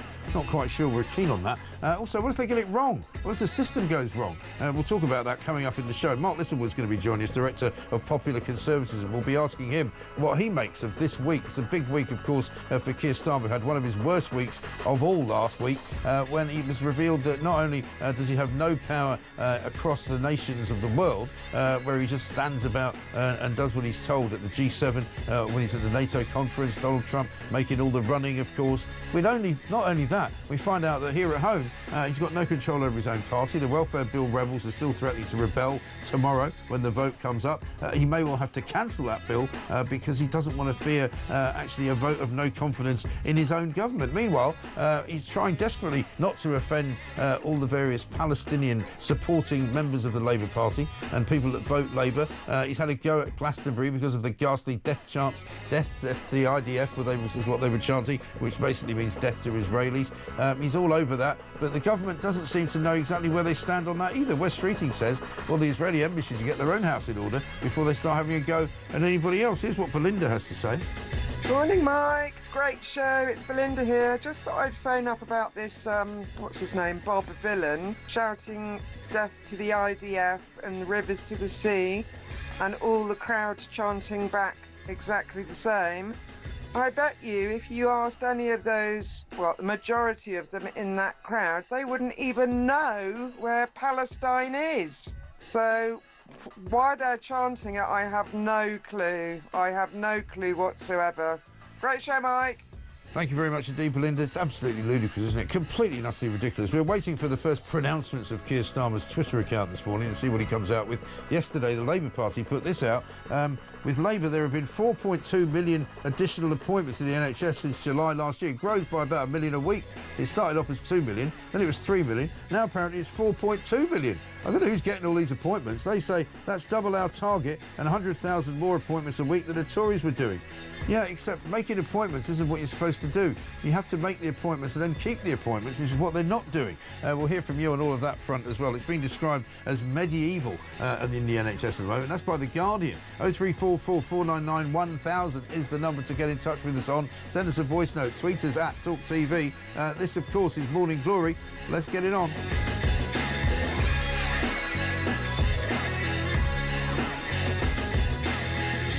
Warwick from Devon says, Mike, great start to the show. It's wonderful. So we have Lucy Connolly banged up for 31 months for hurty words, but the vile villain cannot even be arrested for his actions. God help us. Well, apparently the Avon and Somerset police are reviewing what it was that they saw. Mike says, Teresa, forget Glastonbury, as none of the so-called artists are going to be prosecuted. However, I had a eureka moment in the night, considering Glasgow is an enclosed piece of land with watchtowers, no less. How about sending all the illegals there, as most of the revellers will have left their tents behind? Job done. What say you? I think that's a great idea. Absolutely right. People were putting up pictures of the fence at Glastonbury just over the weekend, saying it's a lot harder to get into Glastonbury than it is to break into the country. And, of course, that is absolutely right. Incredible scenes at Glastonbury. And let's talk to Mark Littlewood, Director of Popular Conservatism UK. Mark, very good morning to you. Morning, Mike. Great to be with you. Yeah, thank you for joining us. Even for those of us with a bent for free speech and a belief in people's right to say whatever it is they want to say, as long as they're not breaking the law, as long as they're not inciting violence or inciting people to do anything against another group. This is absolutely just beyond the pale, isn't it, what happened at the BBC at the weekend? Yes, I think that's right. I mean, I'm pretty close, Mike, to being a free speech absolutist. I think we rule too many things as being incitement. We ban too many things. But if you are going to have laws in that direction, they have to be applied even-handedly. Right. And that's why, whilst Lucy Connolly, in my view, unreasonably continues to rot in jail, that has to be the standard by which others are judged. Seems to me extremely difficult to construct a case in which Lucy Connolly deserves 31 months and this Bob Villan chap would get away scot-free. I mean, we don't know that he will yet, but you've got to remember Lucy Connolly swiftly deleted her tweet and apologised. Yeah. I don't think that's happened from this singer. So I guess he should be, if we're going to be even-handed, be looking at a 5, 6, 7 year stretch in prison, and that's before you get onto the BBC, who effectively colluded in this. In that, I think they had fair warning that this sort of thing was likely to happen. As soon as it did, they continued broadcasting it. I would think Tim Davie, the Director General of the BBC, and other senior BBC executives are in a lot of hot water too. If not, it will expose the British justice system for the biased two-tier system it really is. Yeah, exactly right. And of course, the other problem for anybody who wants to look at the two-tier justice system we've got could see that this guy isn't likely to be charged, because we've seen Kneecap, who he was warming up for, supposedly. They were already judged to not be safe enough to live broadcast by the BBC. So why they didn't apply that to him as well, I don't know, because they should have known. But Kneecap, who were arrested and questioned by the police over their last concert, in which they called for people to shoot their MPs and kill their MPs, and who also were supposedly waving around a Hezbollah flag, there's no action going to be taken against them.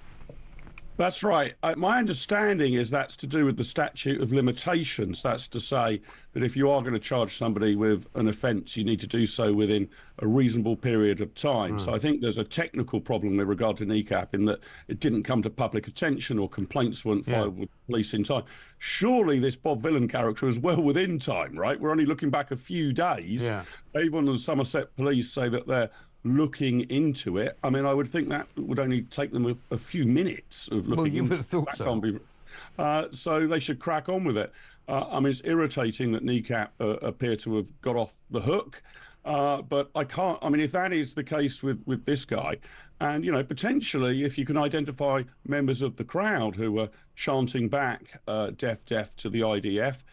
Those people should be in trouble as well. It's not just about the singer. And if it is an incitement case, you're really encouraging people to do this. Well, there's some prima facie evidence for that, in that there's a whole crowd agreeing with him and going along with it, not booing him.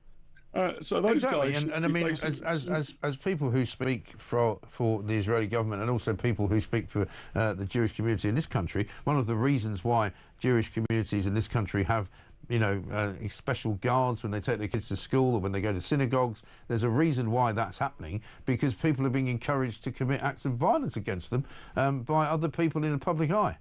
Yeah, that's exactly right. I mean, I'll make a confession, Mike, which might surprise you. I've never been to Glastonbury, and I never want to go. Me neither. It's about the most ghastly way that you could spend a week. But it's now contorted into...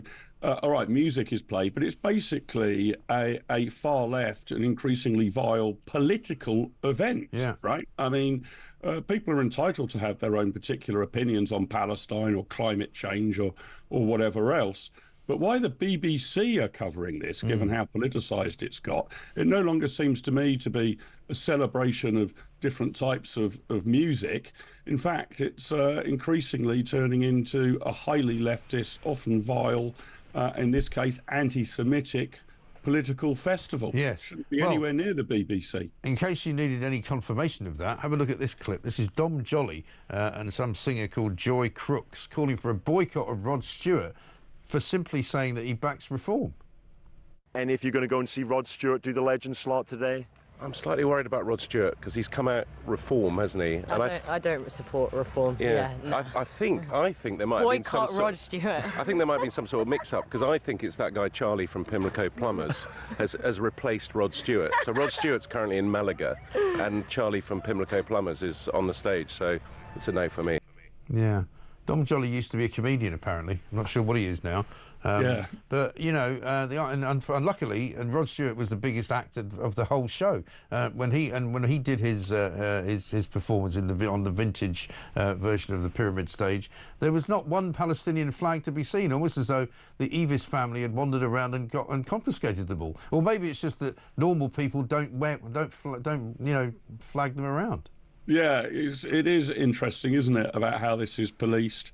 Look, again, it goes to freedom of speech. I'm not necessarily saying at a music festival you shouldn't be able to wave flags of different nations or areas. But Rod Stewart, as I understand it, just said something along the lines of, perhaps we should give Nigel Farage a chance. Yeah. I mean, he didn't sort of say, you know, we must all join Reform UK and campaign for it immediately and make Nigel Farage dictator for life.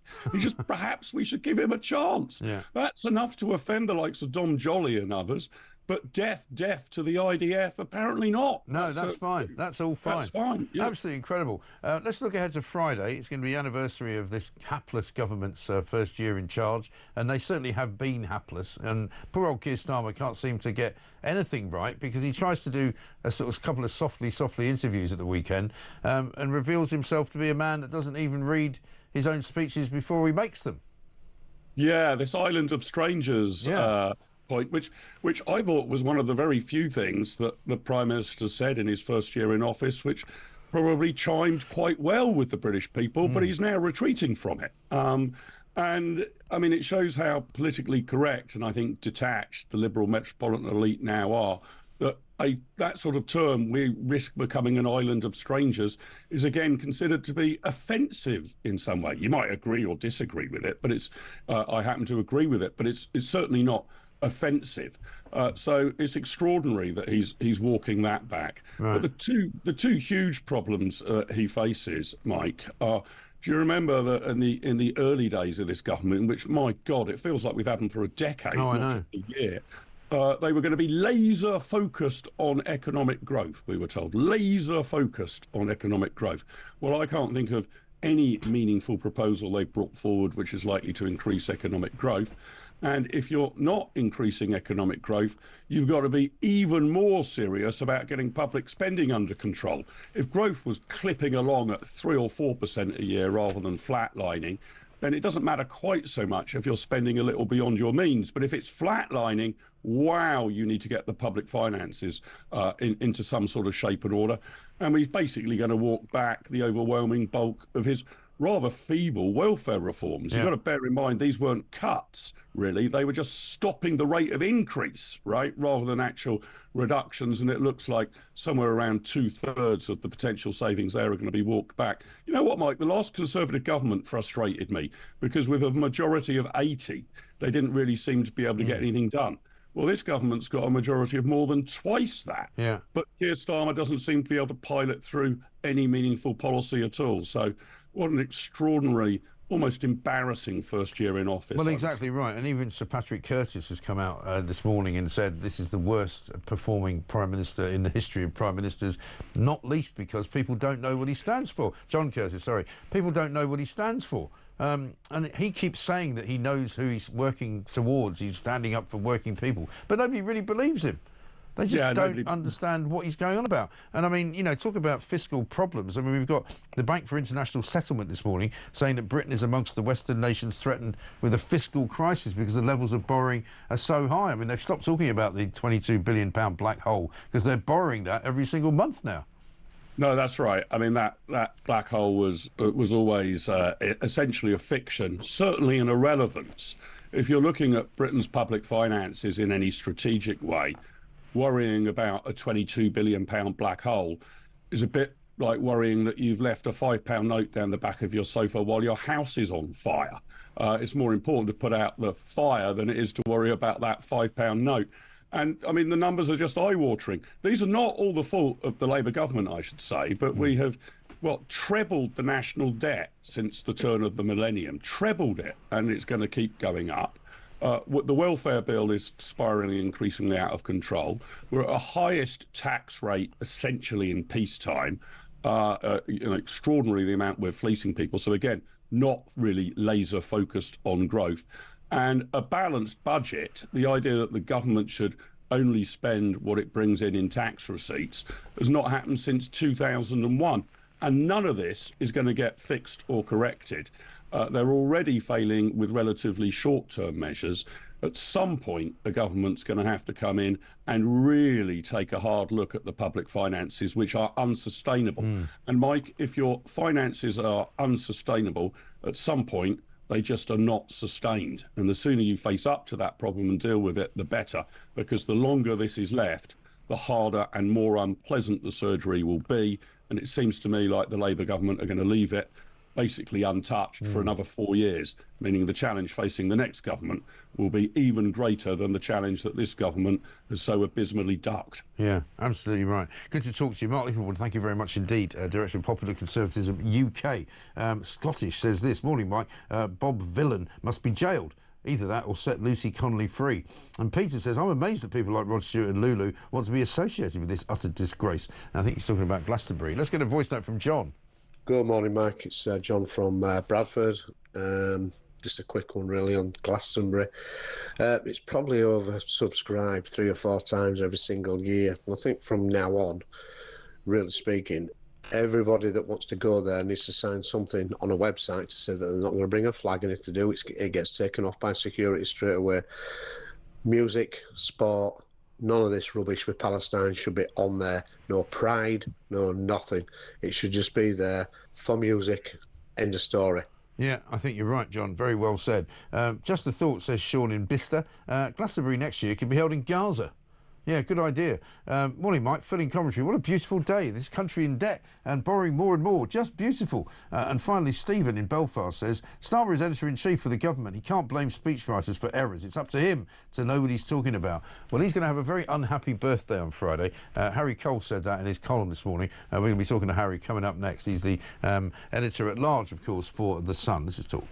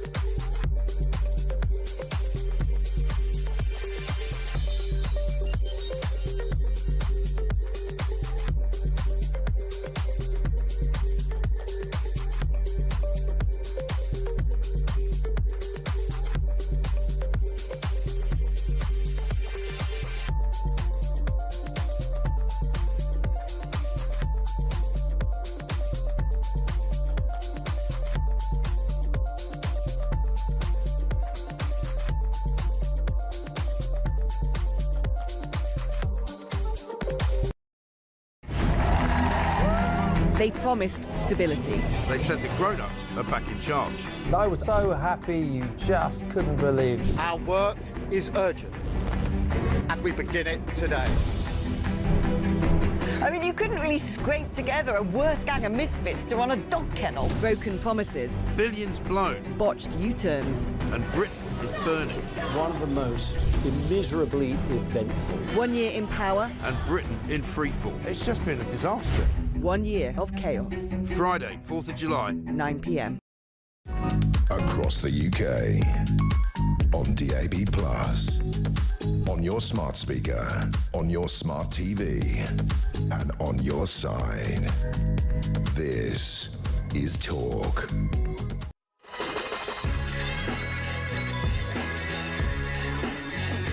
Welcome back to Morning Glory. It's 8:21. I'm Mike Graham with you all the way through until 10 o'clock, of course. Margaret in Birmingham says, Wimbledon, I enjoy it. My favourite 2 weeks of the year. Bring back the linesmen and women now. I'm 81. My cousin's 90. We love it.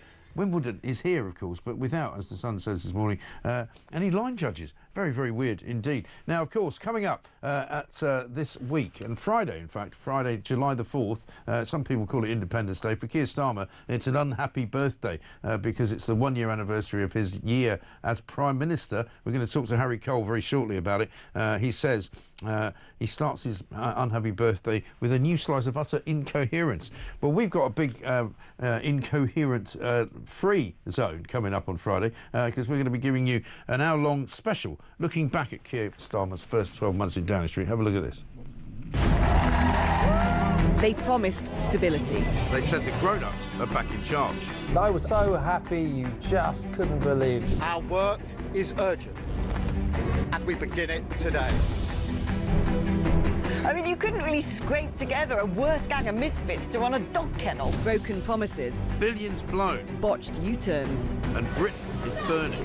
One of the most immeasurably eventful. 1 year in power. And Britain in freefall. It's just been a disaster.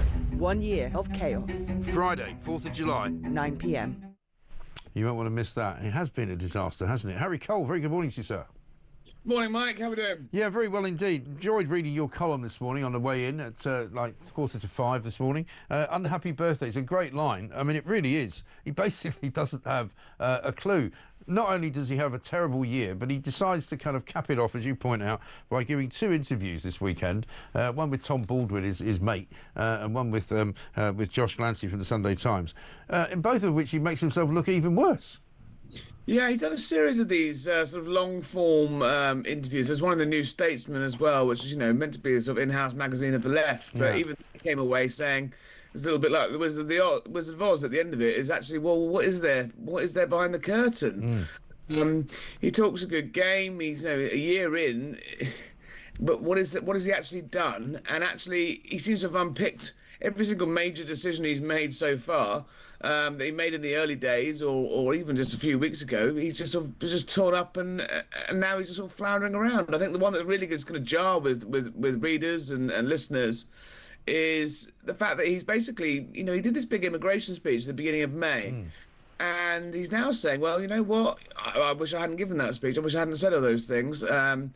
Whereas lots of people thought, oh my God, hold on, he finally gets it. He actually realises that how angry people are about immigration, and just because a few lefties complained about some of his tone, he sort of said, well, I deeply regret ever saying anything. So it's a bizarre position he finds himself in. It's the anniversary later on this week of his first year in power, and he seems to have just sort of just torched everything. Yeah, he has. Well, because he's assailed from all sides, isn't he? I mean, I wonder whether he said this at the weekend because he thought it might ameliorate to some extent the left-wing backbenchers who are threatening to sabotage his bill tomorrow, the welfare bill, which he's still not out of the woods with. You know, he says he's going to be watering it down, but it might still be not watered down enough for some of the diehards who would like to see it fail. Oh, absolutely, and he sort of says, "Oh well, look, I was distracted. I was distracted by all the busy things I had to do on the world stage. I was at all these summits, and I was dealing with Gaza and Israel and Iran and Ukraine and Trump. And I'm like, come on, mate, that's your job. Yeah, right. You can't say, oh, sorry, I didn't realise there was a massive backbench rebellion and 120 odd MPs of mine were going to, you know, almost bring me down by voting against a flagship policy because I was so busy trying to be like Mr. Statesman. Trying to save the world. That's not how it works. Like, you've got to balance both of these things. And one of the biggest gripes and complaints from MPs about Keir is he's never hear Keir. He's always sort of jetting off around the world, trying to play Mr. Statesman. But you got to take the rough with the smooth. You can't just say, oh, sorry, I was distracted. And he keeps saying that about things. Oh, I was distracted by this, so I missed that. Yeah. And it just gives you this image of a man who's not in control. We've talked before about how he's much more of a lawyer than a leader. To say, oh, I only saw the speech about immigration the morning of the speech, and I had to get through it, and I just read out the words, and I wish I hadn't read out the words. You know, he's saying the quiet bit out loud, and I think it's going to really, really jar with people who just think, well, who is this guy? You know, why is he not in control of his own operation? And no amount of resets or spin or, you know, get a new spin doctor or get a new aide or a new advisor, a new guru is going to change the fact that there's complete lack of coherence. Yeah.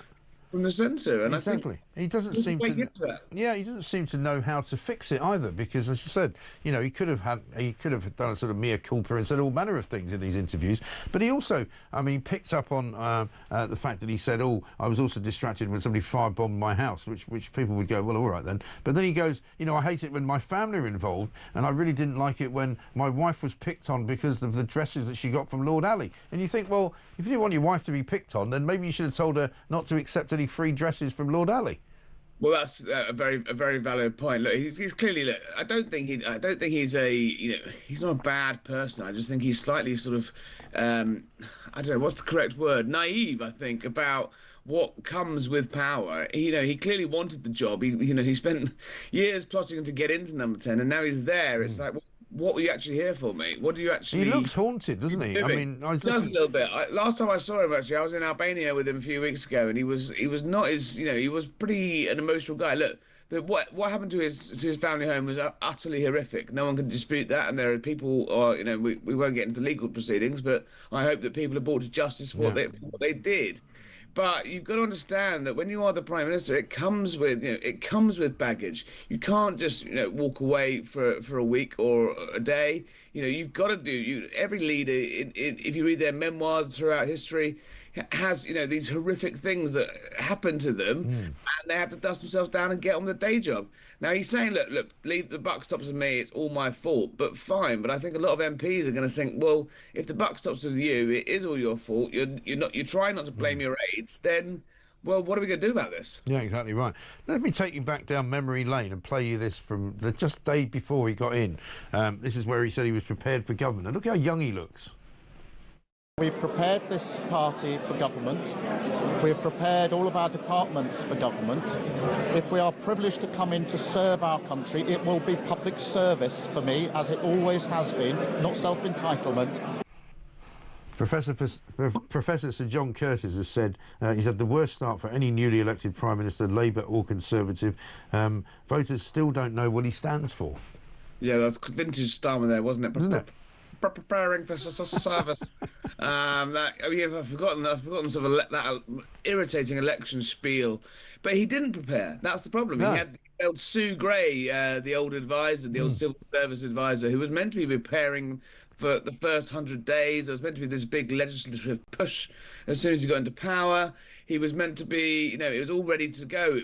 And actually, when they got in, they were like, well, where's the 100-day plan, Sue? And it didn't exist. No. And also, the big news about the 100-day plan was that she would quit on day 93 or something. He didn't quite make it to 100 days. He finally realised that he'd been sold a pup there. Right. They came in.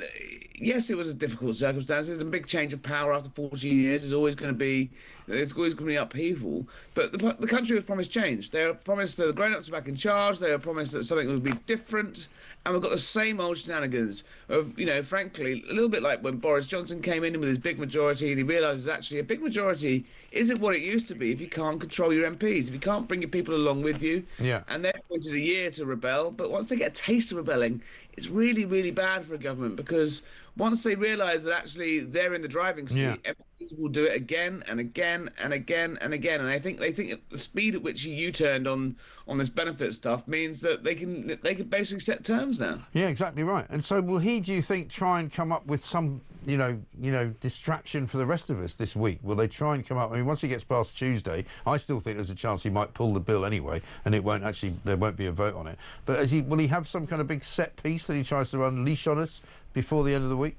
Not sure. I think it might be out of his control, to be honest, because I'm hearing, look, if you look at where borrowing, long-term government borrowing is more expensive than it was when Liz Truss was in the hot seat, albeit briefly.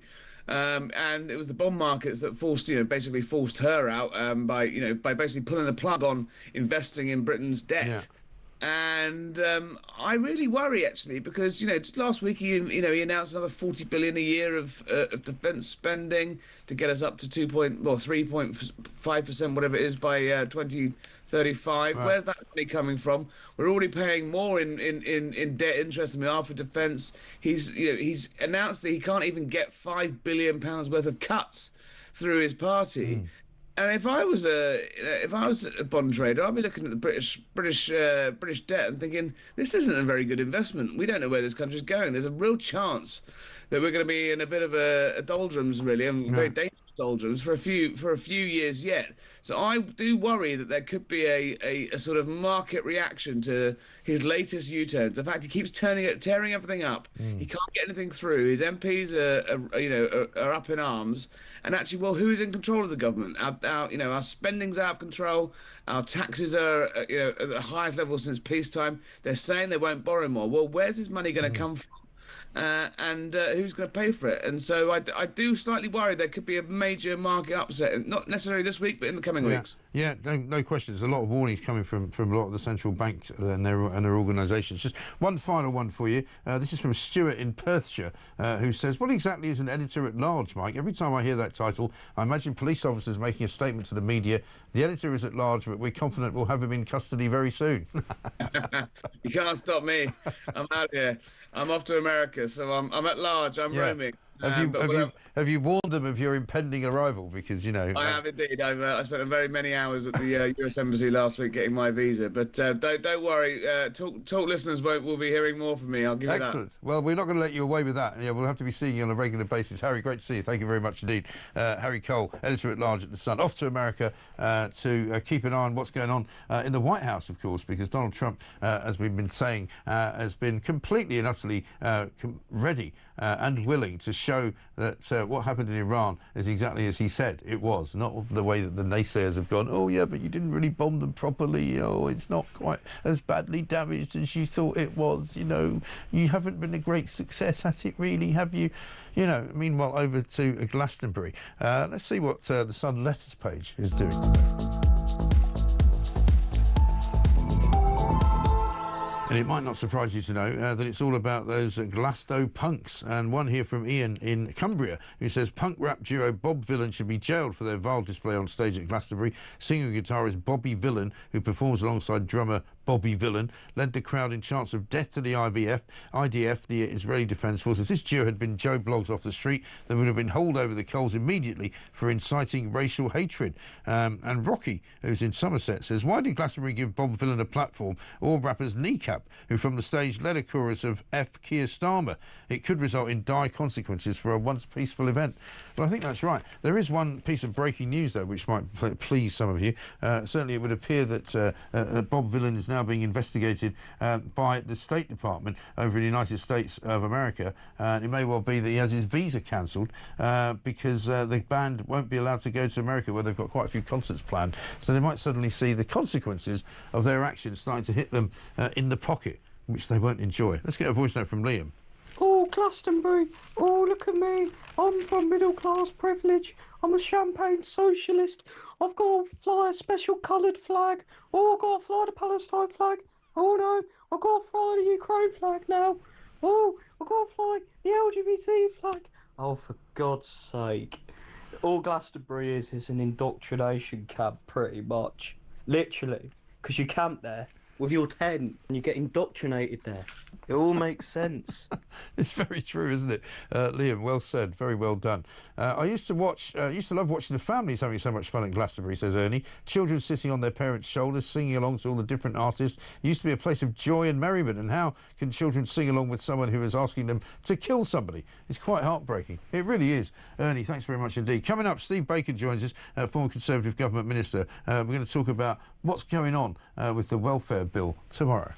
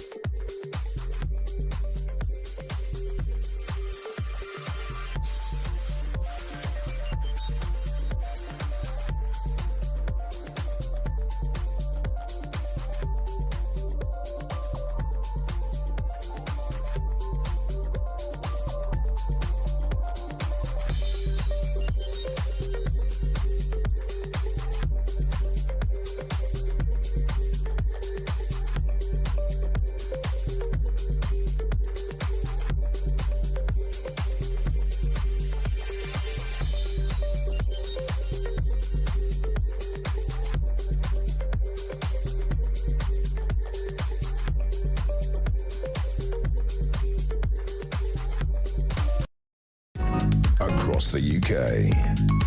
On DAB+, on your smart speaker, on your smart TV, and on your side.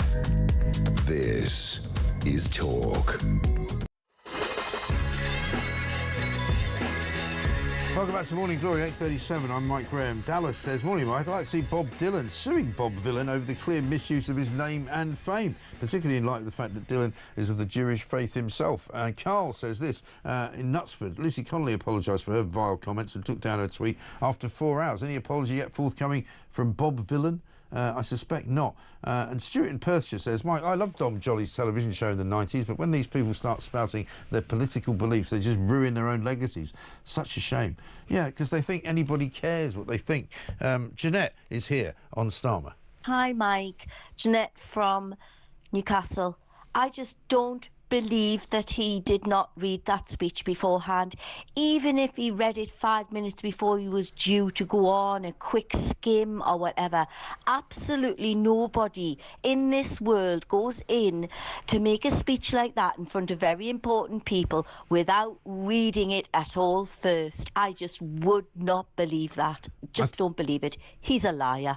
I think, Jeanette, the problem is that that's the overarching principle now. People just don't believe a word Keir Starmer says. So when he tries to justify something and say, oh, yeah, that speech I made, you know, that everybody got worked up about, it turns out, you know, I hadn't really read it before I made it, and I probably shouldn't have read it like that. I probably shouldn't have said those words. You know, I made a mistake. It doesn't even say he made a mistake. It just says he didn't read it before he said it, which is completely bonkers. And when you see how he read it, we'll play that out in a little while, it looked pretty sincere to me. It looked like he meant what he was saying.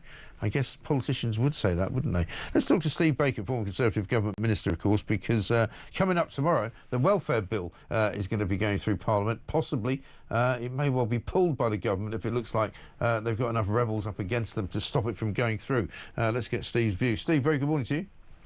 Good morning, Mike. Thanks for having me on. In this week of the anniversary of the first year of Starmer's leadership, it's not a happy one for him. What do you think is going to happen tomorrow? Because it seems to me they might still pull this bill. Well, they might still pull this bill, and it would be a really dreadful reflection of a bad year for him. Look, some prime ministers are winners and some are losers. And he looked like a winner at the start with that huge majority, but somehow he's managed to turn his triumph into coming over as a complete loser as he approaches this bill. Yeah, he really does, because even having made the concessions that he's made, which is only sort of served to now create two-tier benefits, basically, where you only get judged on whether you deserve them if you apply for them now, as opposed to if you're already getting them, that may still not be enough. No, that's right. I mean, it's in the nature of Labour MPs that they want to spend more on benefits. I remember the misery of the 2010 to 15 Parliament, the things that people like Rachel Reeves were saying about how cruel the Tories were for trying to deal with the aftermath of the global financial crisis and the mess that Labour had left last time. And of course, that was in their nature, to be running around complaining, calling us killers and saying how cruel we were. It was awful. But that's what Keir Starmer's now got to deal with. And the really culpable and incompetent thing he did was take for granted that his backbench MPs would go through the lobbies for whatever he said. Well, now, of course, the worm has turned. Having faced the prospect of losing the whip, well, they couldn't come forward in small numbers, so they've brought forward a devastating number of rebels, and they're giving him a proper run round. Well, this, of course, means he's lost control now of what goes through and is in that bill.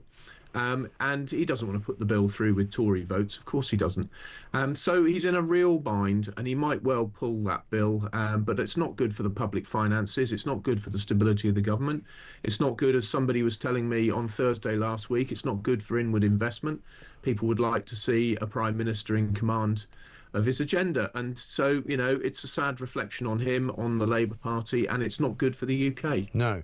And it's not over yet either, because an interview with Vicky Foxcroft, who I think we spoke about the last time you were here, the whip who quit her job in the Labour whip's office, is still whipping up opposition to the bill. She's saying today in The Guardian, basically that she's not sure yet whether she's going to vote with them. And there's still much more work to do. So, I mean, he's assailed on all fronts, really, isn't he? Yes, he is. And how could she not become one of the ringleaders? I saw that Dame Meg Hillier, who's one of their more accomplished members of Parliament, Select Committee Chair and so on, a very nice lady as well, as it happens, but of course of the left. You know, Vicky was bound to join the rebel crew. You can't resign from the whip's office of all places over a bill and not find yourself in the spotlight. So she was bound to be there. And the big question really is she really organising? Is she using everything she's learned from the whip's office to work against her own prime minister? Or is she just going to drift along in the spotlight, making not much of it? It's a pretty important question. You know, from the pure political point of view, it's fascinating to analyse. But when you get right down to it, the real problem for your listeners, your viewers, is the public finances and what it's going to mean for their taxes. And these kinds of games, and sometimes they are treated as games, really won't do for the public. They deserve better. They deserve a prime minister and a government which knows what they're doing and has a clear plan to control taxation by controlling public spending, and this is not it. They don't seem to have any clue about that, because all the promises they made about cutting back on the civil service, they haven't done. Then they were going to start trying to sort of have a policy of natural wastage. People are going to leave. That doesn't seem to be happening. The NHS, we're told this morning in another report, is now being run in a sort of medieval way. There are people sitting in A&E departments, old and young, self-harming in order to be admitted into the hospital for the night. I mean, that's how bad we are. Well, the idea that people would be self-harming to get in, that is absolutely heartbreaking and totally unacceptable. But look, the real problem for the government is inauthenticity. Prior to the election, they spent over the period around the election, they spent about a year positioning to the right, creating the impression that they'd be the new party of government, natural party of government. The problem Keir Starmer's got is that he and his party don't really believe all this right-wing talk that they engaged about slimming the state and going for growth. They don't believe in it, and so it's proving impossible for them to deliver it. And I think what this country's crying out for is politicians who say what they actually mean and then carry it through. The quid pro quo there, speaking as a former elected politician, is that you need to be properly heard by electors. And so when you say what I want to deliver is greater prosperity for you and for your family, and this is what it's going to take, you need a chance to be heard and to explain seriously. And it does really rely on electors dismissing the nonsense that comes, I'm afraid, from Labour politicians, from Liberal Democrat politicians, and above all from Green politicians. And I'm afraid they offer these easy answers of a prosperous future through greater government spending, really always failing to set out where the money is going to come from. And of course, for your listeners, it's always going to come from them. Tax always ends up falling on everyone and not just the rich. So, yeah, I'm afraid it's a two-way street with politics. We need the public to demand more of their politicians, but then also perhaps leave their politicians room to be honest with them. Yes, well, if they could be honest, that would be a help. Let me ask you about the big story of the day, what happened at Glastonbury at the weekend. Kneecap, obviously, were at the beginning the sort of focus, but it turns out now to be this other guy, Bob Villan. But you're a former Minister of State for Northern Ireland. I mean, you know, these people, Kneecap, aside from the rather objectionable name that they've got, go around wearing, Irish tricolor IRA-style balaclavas, and they think that that's in some way, edgy and cool. It's pretty disgraceful, isn't it? Yes, it is disgraceful. I mean, it's one thing for people to be peaceful, Republican and nationalist supporters of a united Ireland. I disagree with them. I want Northern Ireland to remain in the UK, but the Belfast Good Friday Agreement is there to keep the peace and provide mechanisms and so forth. But for people to associate with the IRA is absolutely disgraceful. And I think everyone who chanted along, and everyone who supports that band, needs to go and Google the Le Mans hotel bombing. This was a major incendiary bomb attack on people. They were burned horribly, beyond all recognition. People were killed by this incendiary bomb. It was an absolute disgrace. A warning was given. This is often the excuse used, but it wasn't soon enough to evacuate. Of course, the real thing is don't plant the bomb. But people during the Troubles, people on the Republican side engaging in acts of terrorism, absolutely disgraced themselves. I mean, the stories that I have heard, they were not soldiers in a war. Soldiers attack other soldiers and don't kill the innocent. But what I'm afraid the IRA did, time and time again, was kill the innocent, even the unborn in the womb, sometimes on a mass scale. And for these individuals, to associate with that record is a disgrace on them, and it is a disgrace on the vast majority of people who would like a united Ireland through peaceful means. Right. But I'm afraid it is a sad fact that in Northern Ireland there continue to be dissident Republicans who do believe in violence, and that is a serious and long-running problem for all the authorities. And should the BBC have allowed them to play at Glastonbury then? No, of course not. It's absolutely disgraceful that they were allowed to appear. But the sad fact is that lyrics of quite a lot of music these days are pretty awful. I mean, I don't like to listen to drill music, but it is pretty awful. And quite a lot is tolerated and is within the bounds of law. But when it comes to incitement to violence in front of a crowd, that is, to me, clearly criminal. I'm amazed that Avon and Somerset Police seem still to be considering whether or not it's worth having an investigation. I think it took most of your listeners, it certainly took me only a few moments to conclude that there should be a police investigation and people should have their collars felt. So it's extraordinary that it's taking so long. And, you know, Lucy Connolly in prison, I think her sentence is disproportionate. But, you know, we should have a really clear application of the law and laws against incitement to violence, and it should certainly apply to these artists, and I'd like to see people in prison. Yes. Steve, I think a lot of people would agree with that. Steve, thanks very much indeed. Steve Baker, former Conservative Government Minister, including, of course, Minister of State for Northern Ireland, speaks with some authority on that. Let's get a voice note from Jack. Good morning, Mike. The BBC should be disbanded. Absolutely disgusting and vile. Allowing that set to be shown across the entire nation and everywhere else that it gets seen, it's disgusting. These things should not be allowed, and these acts should not be allowed to push their political agenda and pushing. It's disgusting. Well said, Jack. Thank you very much indeed. This is, of course, Talk, the home of common sense. We've got lots more to do. Mark says this: I notice when anyone is a bit too controversial on Talk, the sound goes and the screen blurs. How come the Beeb couldn't do the same? They have a 30-second delay. I can only assume they didn't find it offensive. Well, not only did they not find it offensive, but they put up a warning. They say they put up a warning, but all they did about the warning was a warning that said there was some graphic and possibly offensive material being broadcast. But that was all. They didn't. I'm sorry, that's not good enough. That does not mean that you can then broadcast incitement to violence or incitement for people to kill other people. That's not offensive material. That is actionable material and material which is probably against the law. So the police, when they study it, might have to check it out and have a look and come back with an answer, you know, sooner than a week on Friday. Meanwhile, we're still waiting for the first lie of the day out of Keir Starmer's Twitter account. He's a bit tardy this morning, 8:49. He still hasn't made anything out. For heaven's sake, what's going on in Downing Street? Are they all tearing their hair out and accusing each other of being at fault for what the last cock-up was? Coming up, we're going to talk about supermarkets and why they've been told to cut 100 calories from shoppers' individual baskets. Emma Wolf's going to talk to us about that. That's next.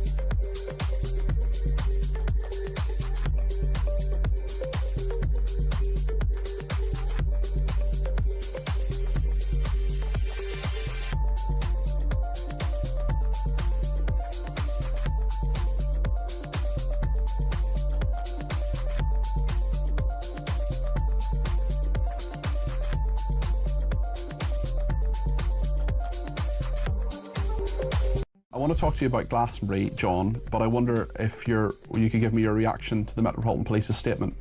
Yeah, I've just seen that flash up on Twitter as well. It's deeply disappointing. It is a binary thing, whether it was within the statute or not. I'm surprised to hear the police saying it wasn't. I assume they are correct in that view, but clearly that's going to be scrutinised given how serious a matter it was, and frankly the lack of confidence.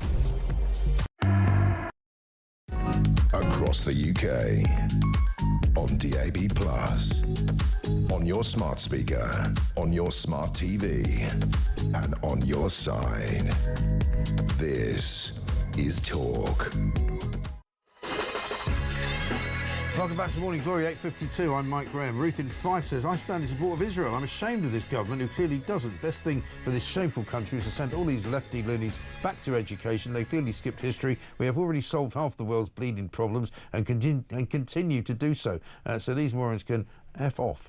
Check yourselves, you complete imbeciles. Yeah, well, I think a lot of people would agree with that. And one here says, the balaclavas are linked to kneecap who wear the Irish flag. The flag is linked to terrorism by the IRA. These kids weren't born during the Troubles and they just glorify it because they don't know any better. Well, I mean, that shouldn't be allowed to happen, really, should it? Let's talk to Emma Wolf, writer, journalist and broadcaster. A story around at the weekend suggesting that basically supermarkets will be ordered to cut up to 100 calories from the average shopping basket under a new Nanny state drive to tackle obesity. This comes at the same time as we're being told you can get a fat jab at the pharmacy. What's going on? Emma, very good morning to you. Morning. Morning, Mike. I mean, you can't look for the numbers of people wanting to tell you how you should be living your life. I don't know where you are on this, but, I mean, how are they going to do this in a supermarket? It's all completely incoherent. First up, I applaud the fact that Wes Streeting is finally talking about obesity. The focus on obesity is really, really important, right? Yeah. The NHS strategy, which apparently the 10-year strategy, which is going to be unveiled, I think, this week. Obesity is the #1 killer. It's the #1 driver for cancer, diabetes, heart disease, stroke, all sorts of mental health conditions. That's a good thing. It's also the biggest cost to the NHS. Forget locking us in our homes for this, mystery virus that was going to kill us all. Obesity is actually happening right now. It's costing billions. It's killing the NHS. It's killing people. So that is a good thing. But this policy, and in fact the entire strategy, Mike, is back of the fag packet stuff. It really is. He hasn't thought this through. These policies just fall apart the minute you start to sort of prod them like a jelly or something. Right. I actually thought Wes Streeting was more intelligent than this. Yeah, well, firstly, a calorie is just a number, right? It's just a nebulous term that we have attached to things. So cutting 100 calories off my basket, your basket, who's going to police that? What if I went and got 3 baskets? I mean, it's so idiotic. But how would they even do it? I mean, how are they? Is somebody supposed to go? You'll take that out of the basket and give it to the homeless or something? Right. What if I'm buying 100 calories of cucumber and you're buying 100 calories of rare steak? Right. It's a completely idiotic kind of idea, which sounds okay. So calories doesn't mean anything.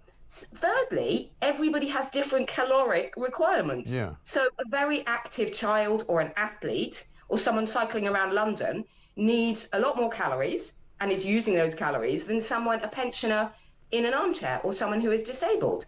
Nutritionists are just laughing at this. Of course, Wes Streeting, what he's trying to say is the responsibility is also on the supermarkets. Yeah. And the fact that the industry figures have come out over the weekend and said they don't like this policy is probably a good sign. Well, maybe so. But, the thing with, as others have pointed out, it's all very well telling people to eat fewer biscuits and crisps and bread and all the rest of it, but they can just walk around the corner and get themselves a kebab out of the local fast food joint. Well, of course they can.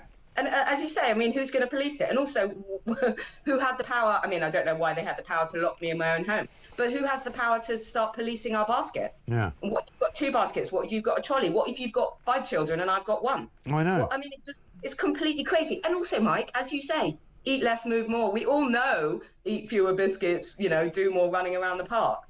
Well, for starters, most of our towns and cities are no longer safe. Secondly, there's no outdoor space that's pleasant for people to be healthy in any way.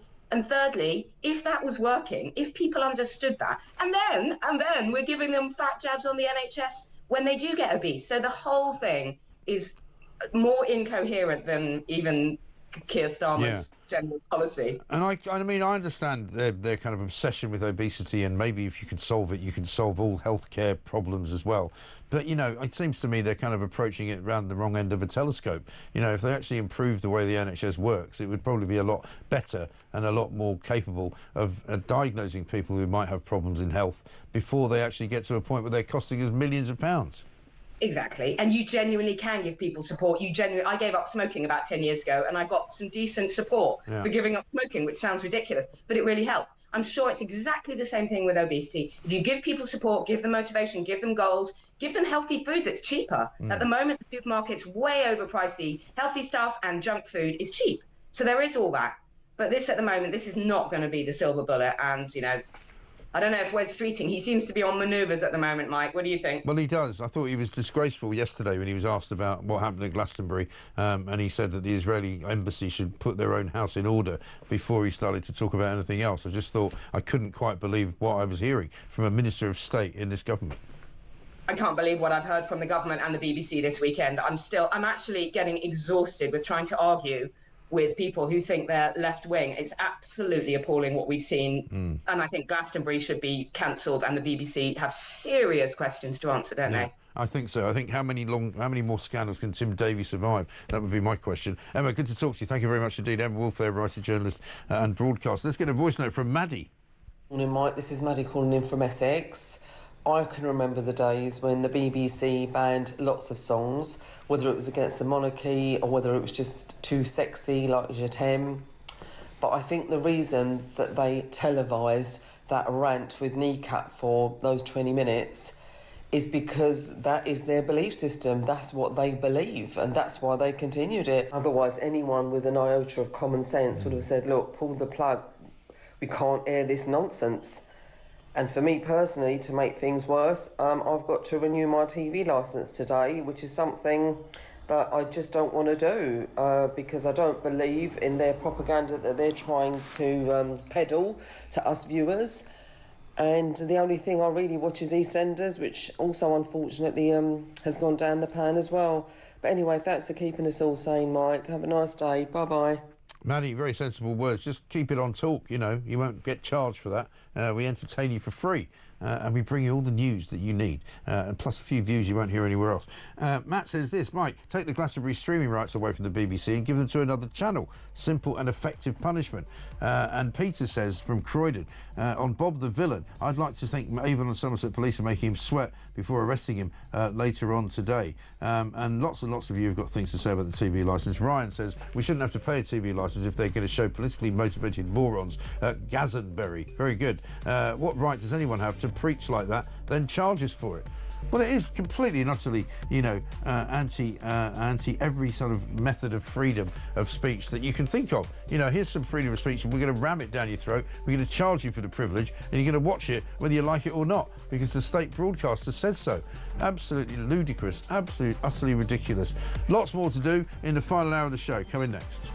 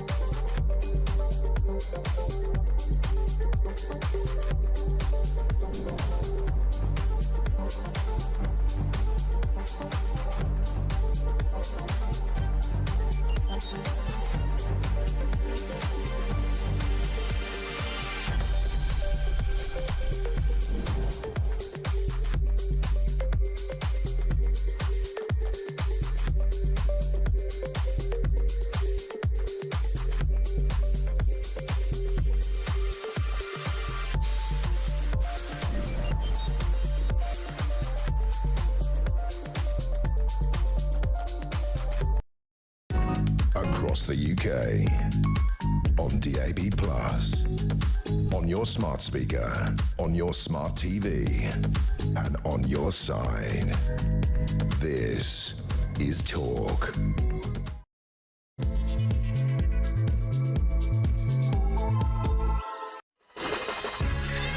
Welcome back to Morning Glory. I'm Mike Graham, coming up to 3 minutes past 9. It's Monday, the 30th of June. Welcome to very nearly the final hours of the last day of June. And of course, July the 1st will bring the second day of this week into clear fruition with old Keir Starmer worrying about the welfare bill, which he's going to try and push through tomorrow. Will he, in fact, pull it, though? Because it might well be that he hasn't yet got enough guarantees that the Rebel alliance, which is sitting on the back benches, will not come up against him and force that bill to be absolutely and utterly put down and never to be seen again. He's already made a lot of concessions. The $5 billion that Rachel Reeves was hoping to count on as savings for the government has gone away with a whimper, and it looks like, if anything, they might make maybe $1 billion if they're lucky. So it's not even worth the concession that they've made. They've upset the entire backbench of their party. They've upset the left wing of the party. They've upset the people who say that Keir Starmer is an automaton. He doesn't spend any time with them. He doesn't really like spending time in the Commons tea room. He doesn't talk to anyone. There's a lot of MPs who've never met him. It really is quite a disaster coming up on the first-year anniversary of Labour's first year in power. We're going to be talking about that coming up with Danny Kruger. Isabel Oakeshot's here as well. Of course, we've got your views coming through very, very clear on what it is that this government hasn't done throughout the course of the last 12 months. But just remember what they said they would do shortly before they were elected.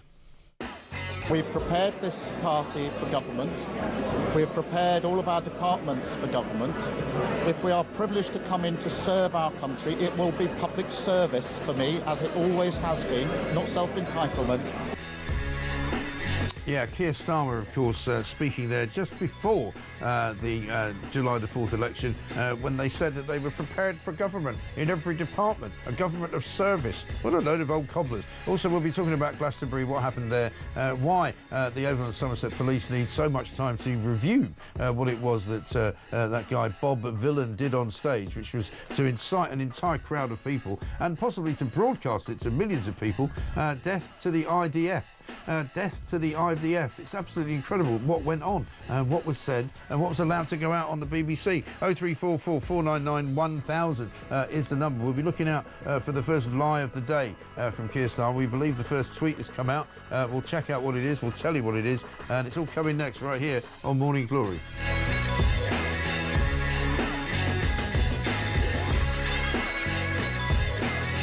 Still nothing, by the way, on Keir Starmer's Twitter page, or his X page, if you like, about what happened at the weekend, Glastonbury. He's quoted on the front page of The Sun today saying that it's unacceptable what happened, and he's basically saying that, you know, the police should be involved. He says no excuse for BBC hate speech. The BBC needs to explain how these scenes came to be broadcast, is what he says on the front page of The Sun today. But what he's decided to put out as his first tweet of the day, just 6 minutes ago: new childcare places based in local schools closer to where you live. Our rollout of school-based nurseries is on track to deliver over 4,000 places in September, giving parents more choice and ensuring every child gets the best start in life. And then it comes out with the usual promises made, promise kept. Well, apparently Labour childcare plans fall drastically short of the 70,000 new childcare spaces that Bridget Phillipson pledged by September. So they said it was going to be 70,000 new. We've now got 4. So that leaves, what, 66,000 short to go? Yeah, brilliant. It's not that long till September, so another 4 maybe in July, or by the end of July. That's 8. End of August, 12. So that will still be 58,000 to go. Not great, is it? Let's talk to Danny Kruger, Shadow Work and Pensions Minister. Danny, very good morning to you. Good morning. Good to speak to you. This welfare bill tomorrow still very much up in the air. Nobody's quite sure whether the Tories will vote for it or against it. Nobody's quite sure whether Keir Starmer will pull it. Can you tell us at least what the first part of that is? Well, nobody's quite sure what the reforms are going to involve. We had some plans last week which we didn't think went nearly far enough, and then they abandoned them, and there have been these frantic negotiations all weekend. Today we're expecting further details from the government, so we'll be able to make our mind up then, but we've been clear that what we want in order to support the government, and we do want welfare reform, we've got to get on top of the totally unsustainable rise, particularly in disability and health benefits. To support them, we need to ensure that spending will actually come down, which we haven't got that commitment at the moment.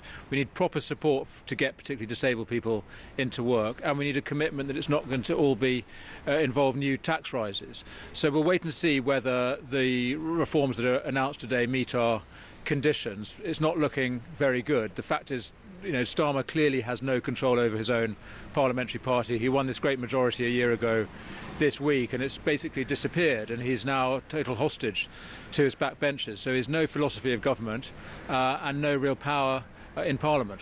No, that does seem to be a big problem for him, and many of the rebels are already saying this morning that whatever the concessions are that they've got already, those might not be enough. So that's why I think he might in fact just pull the bill altogether. Well, I mean, that would be a total humiliation for him. It would leave him without a single thing to say about this, probably the most pressing social challenge we have in our country, which is 1 in 4 people with a health condition, many of them with mental health conditions. And that's where the real reform needs to come, in our view. The moment they're talking about reducing PIP, the disability payment, mostly for older people who have physical health conditions, who we should have real sympathy for, by the way. I think where the problem is with younger people who have mental health conditions. Again, it's real for many of them, but the best thing for those people isn't a life parked on benefits, told that they're worthless and they've got no contribution to make. They need to be supported into work. So I think if Labour can't even get their very limited reforms through that they've announced now, we'll see what the detail is, but they're pretty pathetic as they are. If they can't even do that, then really what on earth are they doing in government? Yeah, well, quite. But I mean, some people might say, what on earth did you do in government? Because so many of them who are now claiming disability benefit and disability allowance for one thing or another have been doing it for quite some time, and many of them started claiming under the Conservatives. Well, that's right. What actually happened is that when we came in 2010, there was a huge rate of unemployment benefit, and we got on top of that by introducing universal credit and making work pay, and we incentivised millions of people to get out of the welfare system and into employment. The problem is, and particularly since COVID, many people have ended up going deeper into the benefit system by claiming health and disability benefits, and you can effectively double your benefits if you can get a diagnosis of a health condition, including mental health. So that's the problem. In the last couple of years, we've seen this huge rise, and at the end of our time in government, we were coming forward with plans to get on top of that. Obviously, we're not in power anymore.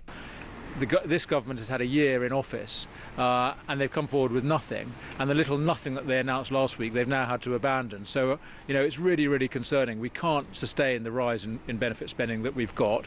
We absolutely have to get on top of it. We'd like to support the government to do that, but they've got to come forward with reforms that will actually work. Yeah, because we've got Taxpayers Alliance report in front of us here, in which it says that there are now more and more people claiming PIP. We understand there's 1,000 new claims every single day. There's parts of Wales where so many people, as much as a fifth of the population, are on benefits and have been for quite some time. Yeah. Disability benefits mainly. And it just looks as though it's an almost impossible task. Surely somebody has to say to the people who are making these claims, to some of them anyway, you just can't make them anymore. It's as simple as that. Yeah. So particularly on the mental health side of it, I think we do need to be much stricter about eligibility. That doesn't mean being cruel and uncaring. We actually need to support those people with meaningful mental health support. But really what they need is jobs. And, you talk about Wales. Across our country, we've got high levels of unemployment, in particular in pockets. We really need reform to boost employment, and I think the main offence of the government, yes, they're failing on the welfare side, but on the economy itself, on the job creation, which is really the answer. They're taxing jobs out of existence. They've whacked on national insurance rises onto employers, and they're now introducing a bill which will make it even less attractive for an employer to create a job or give a young person an opportunity.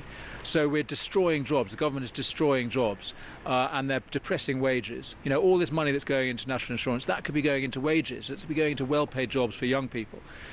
So we've got a real unemployment crisis. Unemployment rate going up, number of people out of work up, under this government, and that's the fundamental problem that we've got. The work isn't paying, and there aren't jobs for people to go into. Meanwhile, they're not even reforming the benefit system to encourage people into the labour market.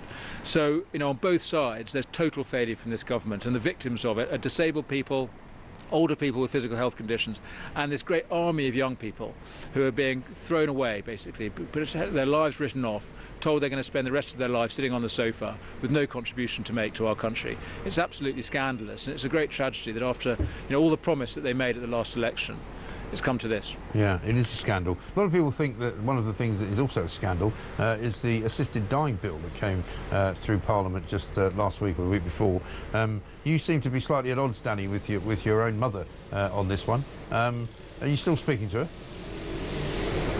Yeah, no, absolutely. Yeah, no, my mother and I managed to disagree very well on this. We get along very well. There's no difficulty there. Actually, I mean, I think, that debate, there were high points and low points to it. I was unimpressed by the arguments put forward by the other side, but actually we all managed to disagree well, and I have respect for people who I differ with on this topic. I think we managed to have an argument that was civil. But yes, it's true, we now have a bill that I think is very, very dangerous. I mean, it's going through the House of Lords, so it's not law yet. I hope we'll manage to stop it or amend it to make it safer.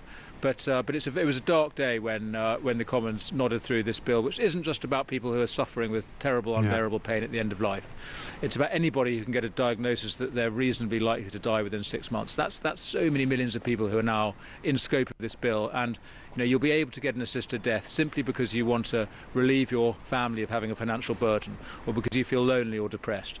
That isn't the bill that I think the public would want when they say they support assisted dying, and it's far too wide. So I hope we're going to tighten it up a lot in Parliament, or best of all, scrap it altogether. Yeah, well, we should look forward to that. Let's see what happens. Danny Kruger, thank you very much indeed.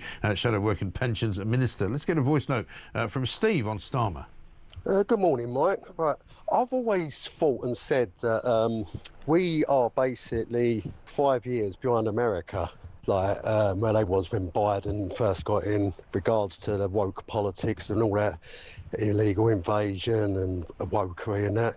And it also appears that we've also got a leader who doesn't know what he's saying, has got no idea, and just reads blindly from an auto cue. It's absolutely insane. It really is. If you believe that, you see, the trouble is, how much of it can you believe? And the other big story this morning, Joanna from Salisbury, it's day one of Wimbledon. We've got 43, I think, count them, members of the British tennis fraternity taking part, which I think is the biggest number we've ever seen. I say that, sorry, it's 23. Sorry, I was just slightly inflating that figure. It must be belonging to the Labour Party. It's 23, not 43. But Joanna from Salisbury says, Mike, Wimbledon, AI. What happens if someone hacks the AI? They've taken away the line judges. She says, you cannot be serious. Let's talk to Isabel Oakeshott. She's here as well. Isabel, very good morning to you. Good morning. We're happy Wimbledon fortnight to you. I'm slightly disturbed that we're not going to have any line judges anymore, but there we are. Hopefully they won't start doing away with the strawberries and cream on the grounds that it's too fattening, or the champagne because it might make you drunk and you might punch somebody. For heaven's sake, talk about having your sort of pleasures denuded at this time of the year. I know. I actually saw a headline, I don't know whether it was this morning or yesterday, something about the hidden health perils in non-alcoholic beer. And I was just thinking, seriously, is there anything left that you can have that doesn't have some health peril in it that we're supposed to be avoiding? Yeah. Well, maybe, Steve, maybe there should be a Keir Starmer warning so that, you don't listen to any of his speeches on the grounds that you might believe something he says, and later it turns out he didn't mean it anyway. Well, maybe they should use their sort of emergency system that they're setting up to message everyone in the country when he's about to give a speech, and it perhaps will come with a caveat that it's not all to be believed. I mean, it's just a joke, isn't it, that he hadn't... there's no good complexion you can put on this claim that he hadn't read the speech. The thing that I just find most extraordinary about it is that he's backpedaling so furiously from, for once, saying something true, that we're becoming an island of strangers. It was spot on. He should be doubling down, not trying to step away from it. No, but now the sense with Starmer, and as we're in this week of the first anniversary, is that he's always kind of covering something, isn't he? Like, he's either apologising for something but not quite apologising because he thinks it might help his position. I think this is purely and simply about the welfare bill tomorrow. So he thought, I know, I've got a couple of interviews that are going to land at the weekend. We need to try and get the left back under my wing. We need to get them back on side. I'll say that I didn't mean to say the country of strangers thing, and they'll all swallow it and they'll all vote for me. Well, it's just rubbish, isn't it? I mean, put it in its simplest way, it's no way to run a country, and it's certainly no way to lead a country. And I know one of the stories we were going to talk about this morning is this Professor Sir John Curtis Yes. declaring that Keir Starmer's had the worst start of any prime minister, I think, in modern history. And I'm not really surprised by that assessment. I mean, I've certainly been observing prime ministers since before Blair, really, the end of major days. And this is by far and away the most catastrophic start to any premiership. If we're going to exclude Liz Truss from this because she's in a special category all of her own, but of all prime ministers that have lasted a year or more, this is just absolutely the worst, isn't it? Oh, I think so, because, you know, and Sir John Curtis knows a thing or two about why as well. He's saying it's because nobody knows what Keir Starmer stands for. He keeps sort of popping up and doing his thing where he goes, you know, I know which working people I'm representing, but except they don't know who they are, because the only people that he appears to represent are the kind of people that are down in Glastonbury waving Palestinian flags around and chanting, you know, death to the IDF. Well, I think what voters want to know is, what is it we're trying to achieve here? You know, what is the destination that the Prime Minister is trying to drive us all to? What does it look like? And instead, what he's doing is driving us all round and round in circles, announcing things and then backtracking on them. The welfare reforms being a key part of that, you know, not exactly the only example of things that he's gone round and round on. So it feels, you know, winter fuel as well, and then obviously the land of stranger things. So it just feels like we're being led in circles. We're all, as a nation, chasing our tail, certainly getting poorer as we do so. Exactly right. And let's talk, I haven't really talked that much about the BBC this morning in terms of what their responsibilities are over this debacle of Glastonbury. I mean, how long can Tim Davie continue to survive one scandal after another and just kind of, he's like sort of Teflon Tim at this point, isn't he?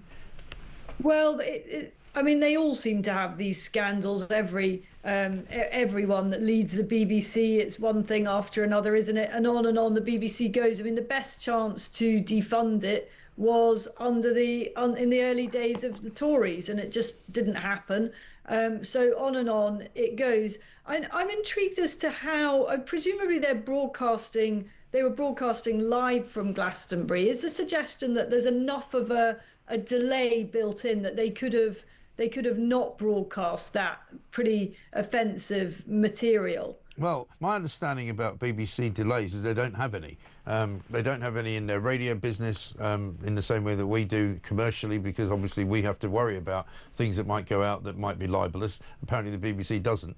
And there's been several cases of, you know, BBC DJs swearing on Radio 1, breakfast shows and things like that. You know, they were never ever sort of upbraided for it, and they never stopped it going out. So I don't know that they have. What I know they did do is they took a decision not to live broadcast Kneecap because they thought it might be a bit too controversial, but they quite happily broadcast the guy who was going on before them, who they knew plenty about and knew that he was likely to do the same thing. Yeah, so that's the suggestion. So it's not that they could have somehow not broadcast it after they'd made the initial decision. I mean, I guess they could have pulled the plug like any TV company can do and just leave you with a blank screen. Yeah, no, they could have done that, and that would have been wonderful, wouldn't it? Yeah. But yes, you're right. I mean, looking at this guy's track record, I mean, it was obvious that he was going to cause trouble. I mean, quite what angle of attack he was going to take wasn't entirely predictable because he seems to have so many targets. So he has previously talked about you know, how painful it was for him in the past to have to work for effing Zionists. That was the words that he used. So we know that he's got a history of anti-Semitism, and a history of attacking pretty much every other key British institution. He's very anti-monarchist. This is a guy who urged his followers to let's go and dig up Maggie Thatcher's grave. It's all pathetically predictable stuff from a hard left political viewpoint, isn't it? I think the question now, not only on obviously the BBC have got to explain either they did their due diligence and thought let's just risk it, or they didn't do their due diligence, A, and B, what happens to this band now and the rapper in particular, because Lucy Connolly's still in jail for an awful lot less than that. Well, I think he's going to find that his little moment of fame isn't going to do too well for his bank account because, of course, his real name, it turns out, is Pascal Robinson Foster. You know, I don't make any judgments on his name, but, you know, it doesn't sound great for a rapper to have a double-barrelled name. Starts with Pascal, I suppose. But apparently the American State Department is looking at revoking his visa to go and do a series of shows over there. He owns 2 companies which have been published from Companies House, which obviously make quite a lot of money. So I suspect, like all, you know, lefty revolutionaries, he's a champagne socialist at heart, and he's going to find himself slightly less well off after all this. Well, he's clearly a guy that absolutely revels in controversy. And of course, I'd like to think that he regrets his words, but I don't think he will do at all. I think he knew that it would create an absolute storm and calculates that in the medium to long term, this is going to pay greater dividends than being a nice young man. So that's where we are with this character. You know, I found it, I did listen to it all, and I mean, it isn't just what he said about the IDF that I found disturbing. It was this phrase about, you know, you say you want your country back. Well, there followed some expletives. To me, it is a sort of direct assault on the politics of the centre-right. You know, many of our listeners feel that they want their country back in all sorts of dimensions, and I fear that kind of very aggressive rhetoric, and he did repeatedly use an expletive there towards people who say they want their country back, sets up even greater division in our country, something the left is always accusing the right of doing. And basically pits communities against each other. Again, something the left always accuses the right of doing, and will embolden parts of our society that are already, frankly, out of control in antisocial behaviour, drugs, crime, and many other un-British values, as it were. I fear that is this kind of rhetoric from somebody in an influential position. I mean, he's influential. He's literally on a stage in Glastonbury.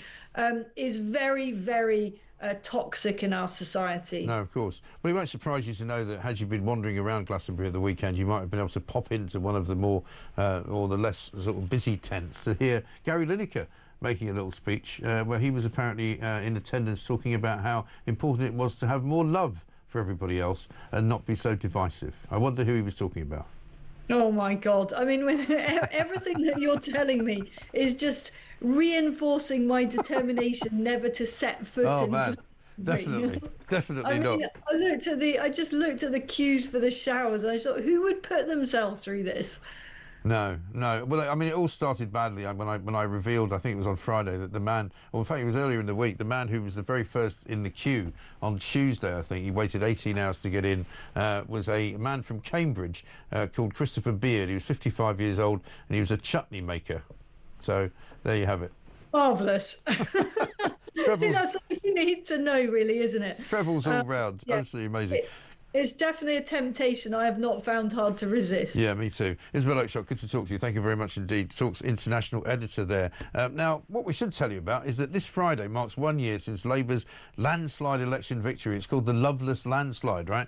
And to commemorate the occasion, Talk has put together a 1 hour special looking back at Keir Starmer's first abysmal 12 months in Downing Street. We're calling it 1 year of chaos. Have a look. They promised stability. They said the grown-ups are back in charge. I was so happy you just couldn't believe it. Our work is urgent, and we begin it today. I mean, you couldn't really scrape together a worse gang of misfits to run a dog kennel. Broken promises. Billions blown. Botched U-turns. And Britain is burning.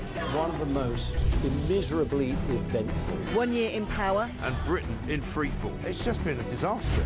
1 year of chaos. Friday, 4th of July. 9 p.m. Don't miss it. Friday, 4th of July at 9 p.m. Absolutely brilliant stuff.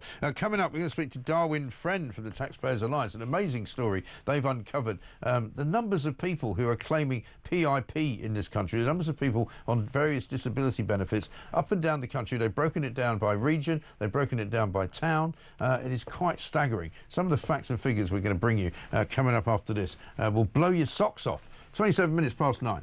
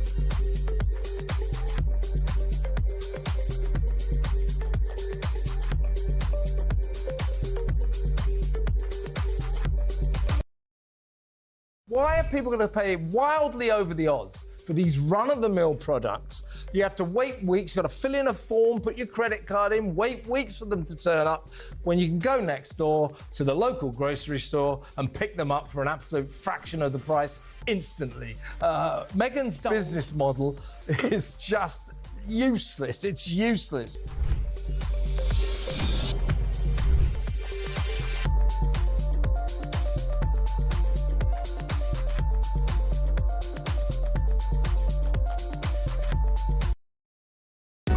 Across the UK, on DAB+, on your smart speaker, on your smart TV, and on your side.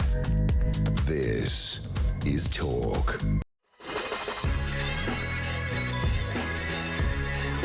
Welcome back to Morning Glory. I'm Mike Graham. Sarah from Birmingham is here. She says, I do miss you at the weekend. I'm torn. My direct debit will be taken tomorrow to renew our TV licence. As I'm funding the BBC, can I be arrested for indirectly supporting hate speech, funding a film narrated by the son of a prescribed terrorist and paying the salary and pension of at least one convicted paedophile? I don't want one penny of my money to contribute to any of the above, but can't help the fact that it does. It grieves me to have to pay these people. When will it stop? Have a great day. Well, it's a very good point that you make there, because you could say to them, look, I refuse to pay my licence fee on the grounds that I don't wish to incriminate myself in case you all get done for somehow spreading hate speech. Absolutely right. Let's get a voice note from B. Morning, Mike B from the Midlands. Can somebody explain to me why a woman who posted a tweet and took the tweet down got 3 years in prison, while a middle-class man jumps about on stage wishing death to the IDF, and it went worldwide? So can somebody explain that to me, please? Because I'm just puzzled. Have a great day. B, thank you very mumuch indeed. Let's talk to Darwin Friend, Head of Research at Taxpayers Alliance, because they've got an incredible piece of what can only be described as research out there today. Piece in the Telegraph has published parts of it as well, in which it says that some towns in this country have 20% of people living on disability benefits. 1 in 5 people in some parts of this country. Personal independence payments generally being at the top of it. And, of course, one of the places where it happens the most is in Labour-controlled Wales. Darwin, a very good morning to you. Good morning, Mike. Thanks very much for having me on the show. Not at all. Good to see you. This is a remarkable piece of research, because it really shows what a lot of us feared, I suppose, was going on. But you've absolutely nailed it in black and white. Tell us what you found. Well, thank you very much, Mike. Yeah, what we've done is we've launched an interactive welfare dashboard, which you and all your viewers can go and use at benefitsdata.uk. And what it does is it breaks down the number of people claiming PIP and the enhanced mobility component of PIP as well for every single local authority in the area, every single parliamentary constituency, every region and every country, including England and Wales. And what it does as well is it breaks it down by condition. And so what we are seeing, for example, is the #1 local authority for PIP claimants is Blaenau Gwent in Wales, where 211 people per every 1,000 of the population there are receiving PIP. It really is extraordinary, isn't it? And so much of it sort of, you know, somehow sort of concentrated in certain parts of the country. I mean, we learned this morning from a piece in The Guardian about how the NHS is being kind of ghettoised. In some places it's worse than it is in others. But in many parts of Wales, an awful lot of the people, more perhaps than in the rest of the country in Britain, are on these benefits. Yeah, and what we found in particular, which is interesting given the current debate with the welfare bill going through Parliament, is that 110 of the MPs that represent the English and Welsh constituencies that have signed that reasoned amendment against the government's welfare bill have 858,000 people receiving PIP in their constituencies. And when you break that down, again, accounting for population, that accounts for more than 1 in 10 people in all of their constituencies receiving PIP. And I think the overall thing that we have to really take account of this is that taxpayers cannot afford this continually spiralling bill to pay for PIP and other benefits as well. And what we need to actually see is all political parties across the spectrum actually putting the country's finances first over party interest and deciding to actually not significantly reduce the amount of people actually receiving it, but slow down the increase that are receiving this benefits, because frankly it's just unaffordable right now. Yeah, I mean, I'm told, and you can probably confirm this for me, there's 1,000 new applicants a week on this PIP payment scheme, which is £1,000 a day, I should say, which is growing obviously exponentially. And we've now got a situation with this welfare bill where, because the backbenchers of the Labour Party have revolted because they don't want to see any changes at all to welfare, This is never going to go down, is it? It's only ever going to go up. Well, that's the real concern. And as you say, I mean, those figures that you bear out, 1,000 people, that is bearing out in the total figures as well, because what we've seen since January 2019, which is when our data starts, up to April 2025, which is the latest data, 1.8 million were receiving PIP in January 2019, 3.7 million received it in April 2025, over 100% increase. And let's put aside for 1 minute the number of people claiming it, as you say, and let's look at the costs of this. So PIP and its forerunner, the Disability Living Allowance, in 2015-16 had total expenditure of around about £22.3 billion. It's forecast by 2029-30 to be £43 billion. Now, to put that in real terms for you and your listeners, that's 17,000 average lifetime household taxes that are going to have to pay just for that increase in a single year. And so what we're actually seeing is this is completely unaffordable. We're already going to be facing a record tax burden as of next year, and we need to clamp down on the benefits bill so that then we are not putting more and more of the cost onto taxpayers who are already too far pressed. Yeah, and in terms of the way that the whole scheme is kind of functioning, is it different in terms of geographically where you are? Does it? I mean, are you more likely to succeed in a claim in one area rather than another? I'm told that the qualifications for getting it are really quite simple. Yeah, I mean, there isn't a large variety. I mean, we do see, as you've mentioned, that the figures in Wales are significantly higher, so I think that does warrant some further investigation. But the concern is that this isn't really impacting a sole area of the country. It's affecting the entire country right now. And what we need to do, I mean, it's partly because, obviously, under the last Conservative government, we saw kind of a parity given between physical and mental health conditions as well, which has partly seen the increase specifically in psychiatric conditions that are receiving PIP. But what we actually need to see is really going back to the pre-pandemic levels of what we used to do. I mean, as I say, the number has increased more than double since before the pandemic. And what needs to happen is we need to get back to a situation where those people, obviously, who really deserve it and need it and can't actually afford to look after themselves are receiving support from the state. But those that can go out and can work and can look after themselves, we need to actually support and encourage them to get off a life of benefit and a life on dependency on the state. Yeah, well, that would be a great start. It'd be a very good place to start. And it's a very, very valuable stuff that you've done. So let's hope the government takes some notice of it. Darwin, very good to see you. Thank you very much indeed. Darwin Friend, Head of Research at Taxpayers Alliance. A very valuable piece of research into just what is eating this country. Because what is eating this country is that a fifth of us are on some kind of disability benefit. And clearly that is not sustainable, is it, in any way, shape or form? Don't forget there's a podcast coming out. Morning Glory can be heard. If you don't hear the whole show, get the best of it on a podcast. It comes out around about 10:15, 10:30 every single weekday that we are here. We're here, of course, for 4 hours of glory every single morning. 9:36 right now. This from Paul in Dorset. Morning, Mike. If Lord Herman wants to dispel the notion of two-tier justice, then he has one decision to make today. Either free Lucy Connolly or jail Bob Villan. Keep the pressure on. I think you're right. Howard says this: the fact the whole crowd responded to the chants from the stage is actual incitement in action. It's clear for all to see. So why are the police still investigating what happened? Well, it's a very good point. And Enid wants to point out to me that there were no line judges at Queen's tournament either. It's going to be a bit odd, isn't it? I'm not sure. I'm supposed to be going at the weekend. I'm not sure I'm going to enjoy it without the line judges. Let's get a voice note from Patty on calories. Morning, Mike. You just have to admire the blatant hypocrisy of the Labour government, who tells the supermarkets that they have to cut calories and that they must make sure that people are eating healthy, fresh fruit and vegetables, while simultaneously doing their utmost to completely decimate our farming industry.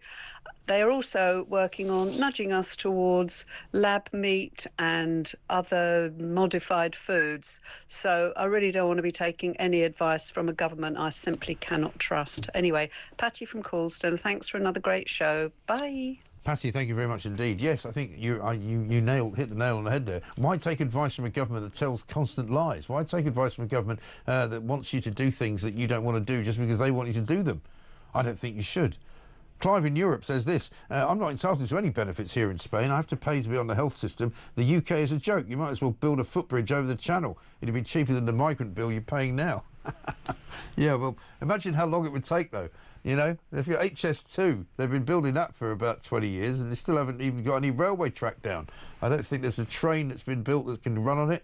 And I'm going to be dead by the time any train runs from Birmingham to London. And it's not London really anyway. It's out on the west end of Shepherd's Bush. Anyway, listen, it's 9:38. Coming up, Rupert Bell is going to join us. I assume he's doing Wimbledon as well, so we might find him down there on day one. This is Talk.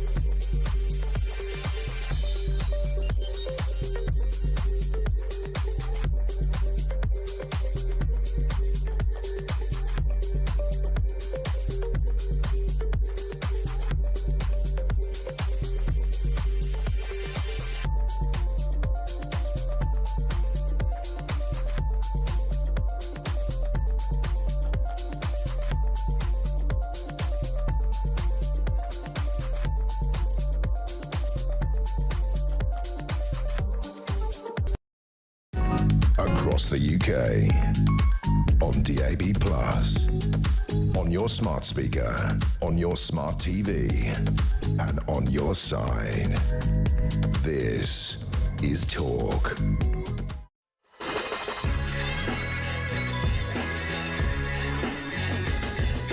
Welcome back to Morning Glory, 9:40. I'm Mike Graham with you all the way through until, of course, 10 o'clock. 20 more minutes to go. Julie Hartley-Brewer will be here, of course, as well. Coming tomorrow, Ben Habib's going to be here. He's launched a new party today. It's called the Advance Party. He's put us a message out on Twitter. I'm delighted to launch that party today, Advance UK. We'll be having him in here in the studio tomorrow to find out what that is all about. Right now, though, let us go down to Wimbledon because Rupert Bell is there, Talk's royal correspondent. He gets all the great jobs, doesn't he? Rupert, very good morning to you. Morning, Mike. Yes, I got a week at Wimbledon working for the doing some commentary down here. So looking forward to it. And yes, it will be different with no line judges. Yeah, I mean, I didn't even see that. I'm sure lots of you knew this was happening, but it wasn't until I read it today in The Sun that I realised that was what was going on. Shocking state of affairs. Well, I think it's standard practice now. At French Open, they still have line judges, but it's now technology with the Hawkeye system, which we've had before, with the line, and it sort of adds a bit of drama. But actually, technology is such that it can be controlled by AI, and the Hawkeye system, the umpire will still be there calling it out. It's just the way it moved on. It just will look slightly surreal.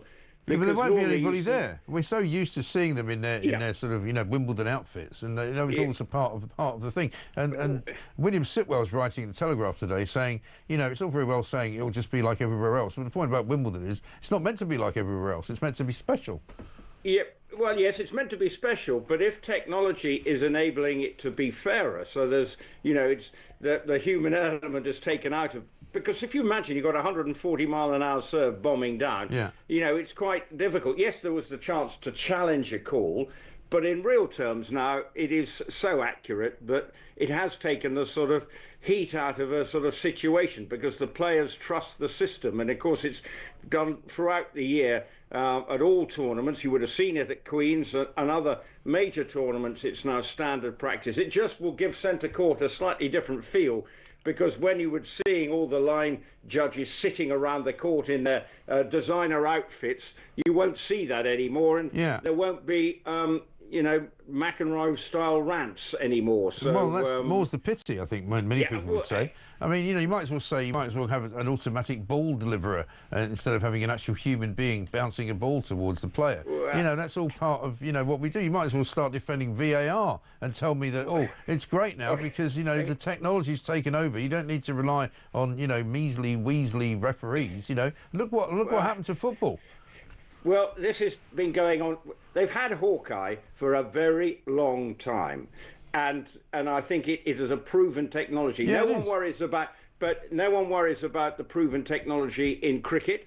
The umpire's call and everything. So it's just the way it's going. VAR, and as a passionate Aston Villa fan, it drives me bonkers at times because it's not done correctly in many people's eyes, whereas this is something that the players absolutely buy into, and if they're happy with it, then it cuts out the element of doubt, so the player knows, right, technology's telling, I can't argue with it, on we go. And I think that's the whole point of what we will see. But what was year. wrong with the way we did it last year, where the Hawkeye can be referred to, but you've still got the line judges? It's still progress, Mike. It's called progress. Not having it.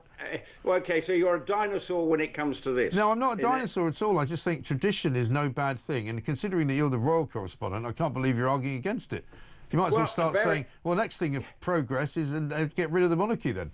Well, no, that's a step too far. I see. No, what I'm saying is technology is enabling the sport to be conducted in a way that is absolutely as foolproof as it can be, as technology would allow, rather than having the human element. All courts at Wimbledon will have this, and so it's a huge investment by Wimbledon to enable this to happen. But obviously, for line judges, people we've seen over the years, it's sad that they won't be there. So, but if you look through the years, Wimbledon has always evolved with progress, albeit sometimes slower than other elements of tennis, because it wants to maintain tradition, and it will still look and feel the same centre court. You won't see too much sponsorship around the place. They have their partners. It's still very much understated, but yes, it will have when you look into centre court and number one court and the other courts, it will look different to what we've seen in all the years before. And this is my 30th year of coming here, and I've seen it change with the new court, number one, and everything change over the years. It's always evolving, is Wimbledon. Yeah, well, I'm going to be checking it out this year, so we'll see. I'll let you know. I don't think I've been there since the 70s, so it's probably changed a bit since then. Well, I actually queued to be an extra in a wretched film called Players in 1977 that starred Ali McGraw. I remember that. Anyway, I was there in the crowd there, was a sort of teenager watching this film being made, and Ali McGraw walked across centre court in her high heels. Oh my God. Horror. But it was after the championship had finished, so presumably the groundsman back in 1977 didn't have too much of a hissy fit when Ali McGraw walked across centre court in her high heels. No, absolutely right. Let's talk about Prince Harry, because apparently he's been talking at the weekend and in a rather unusual manner, complaining that his wife is a victim. Once again, have a look at this.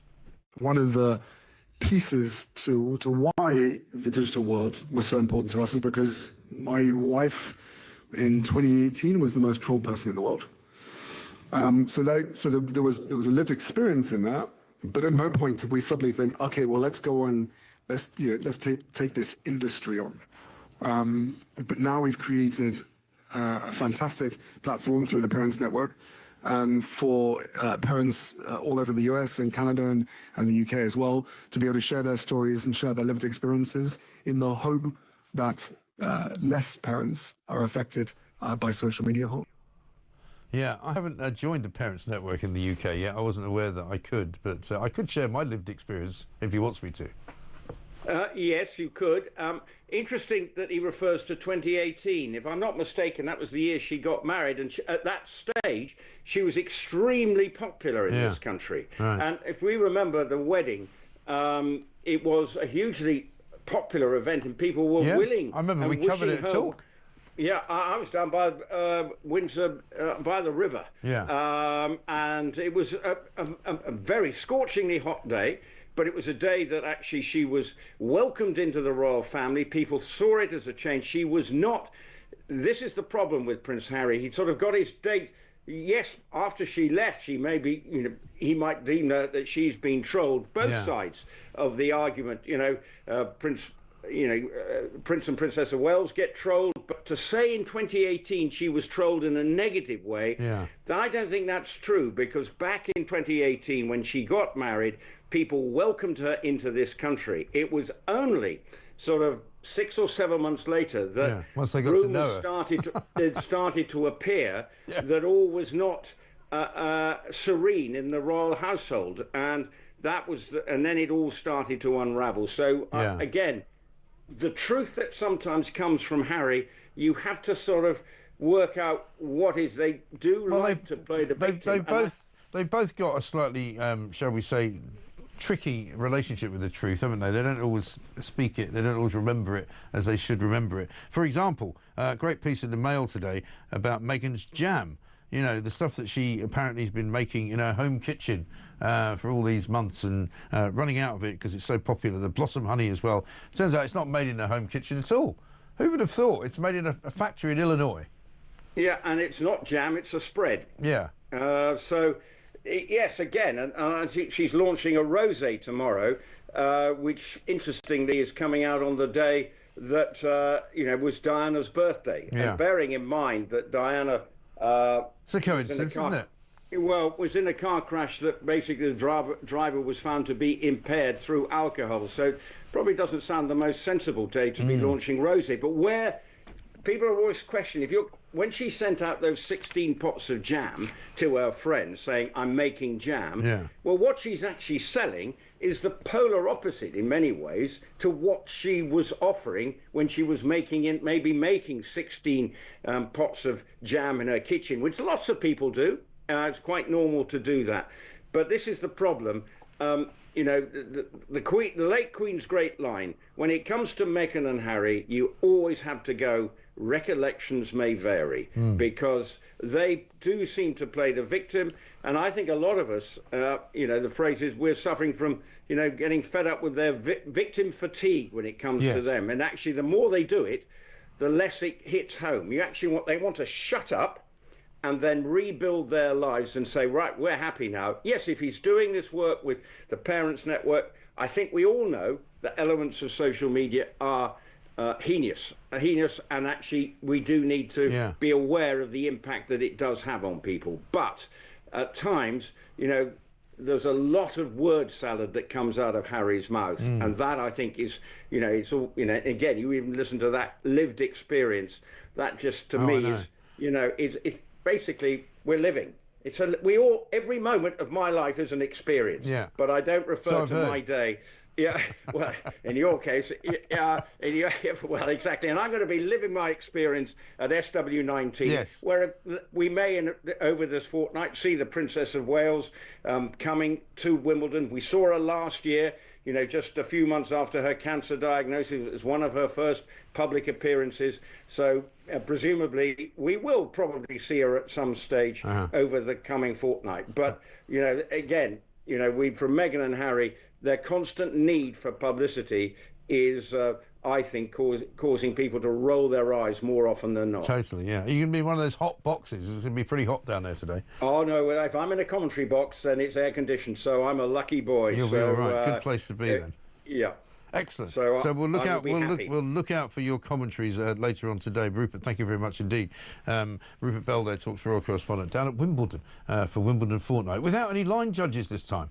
What are they going to do next? Do away with the lines? Just don't bother. It's too hard to actually have to measure them. Or maybe they'll just give it all away to a paddle tournament at some point or other. It's 9:51. This from Adam. Hi, Mike. Have the boats stopped coming? Your ticket hasn't moved since last week. See? People are starting to notice it's wrong. I'm telling you, it's wrong. Update it, please. It's more than that. It's definitely more than that. 41,760. Don't make me prove it. This is Talk.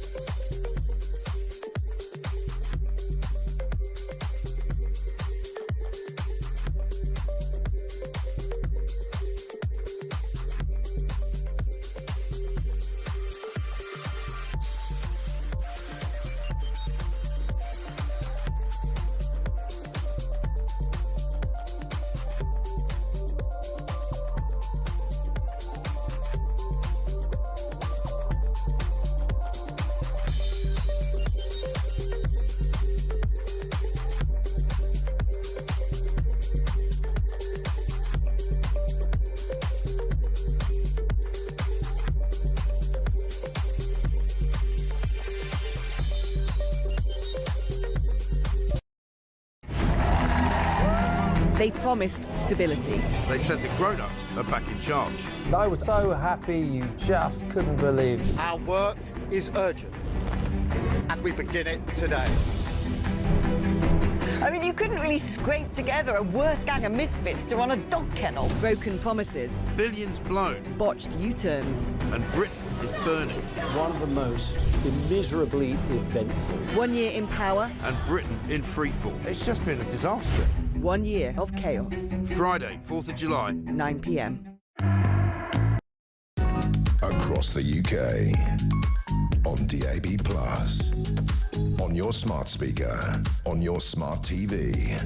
And on your side. This is Talk. Welcome back to Morning Glory. It's 9:53. I'm Mike Graham. Let's get a voice note from Mark on speeches. Wasn't there great play before the election that Keir Starmer was forensic? I remember clearly he was such a forensic CPS lawyer. Now he hasn't even read a speech. I think it starts in B and ends in it. Yes, I think you're right. Let's have a look back at something that we did a bit earlier on today. Julie Hartley-Brewer here very shortly.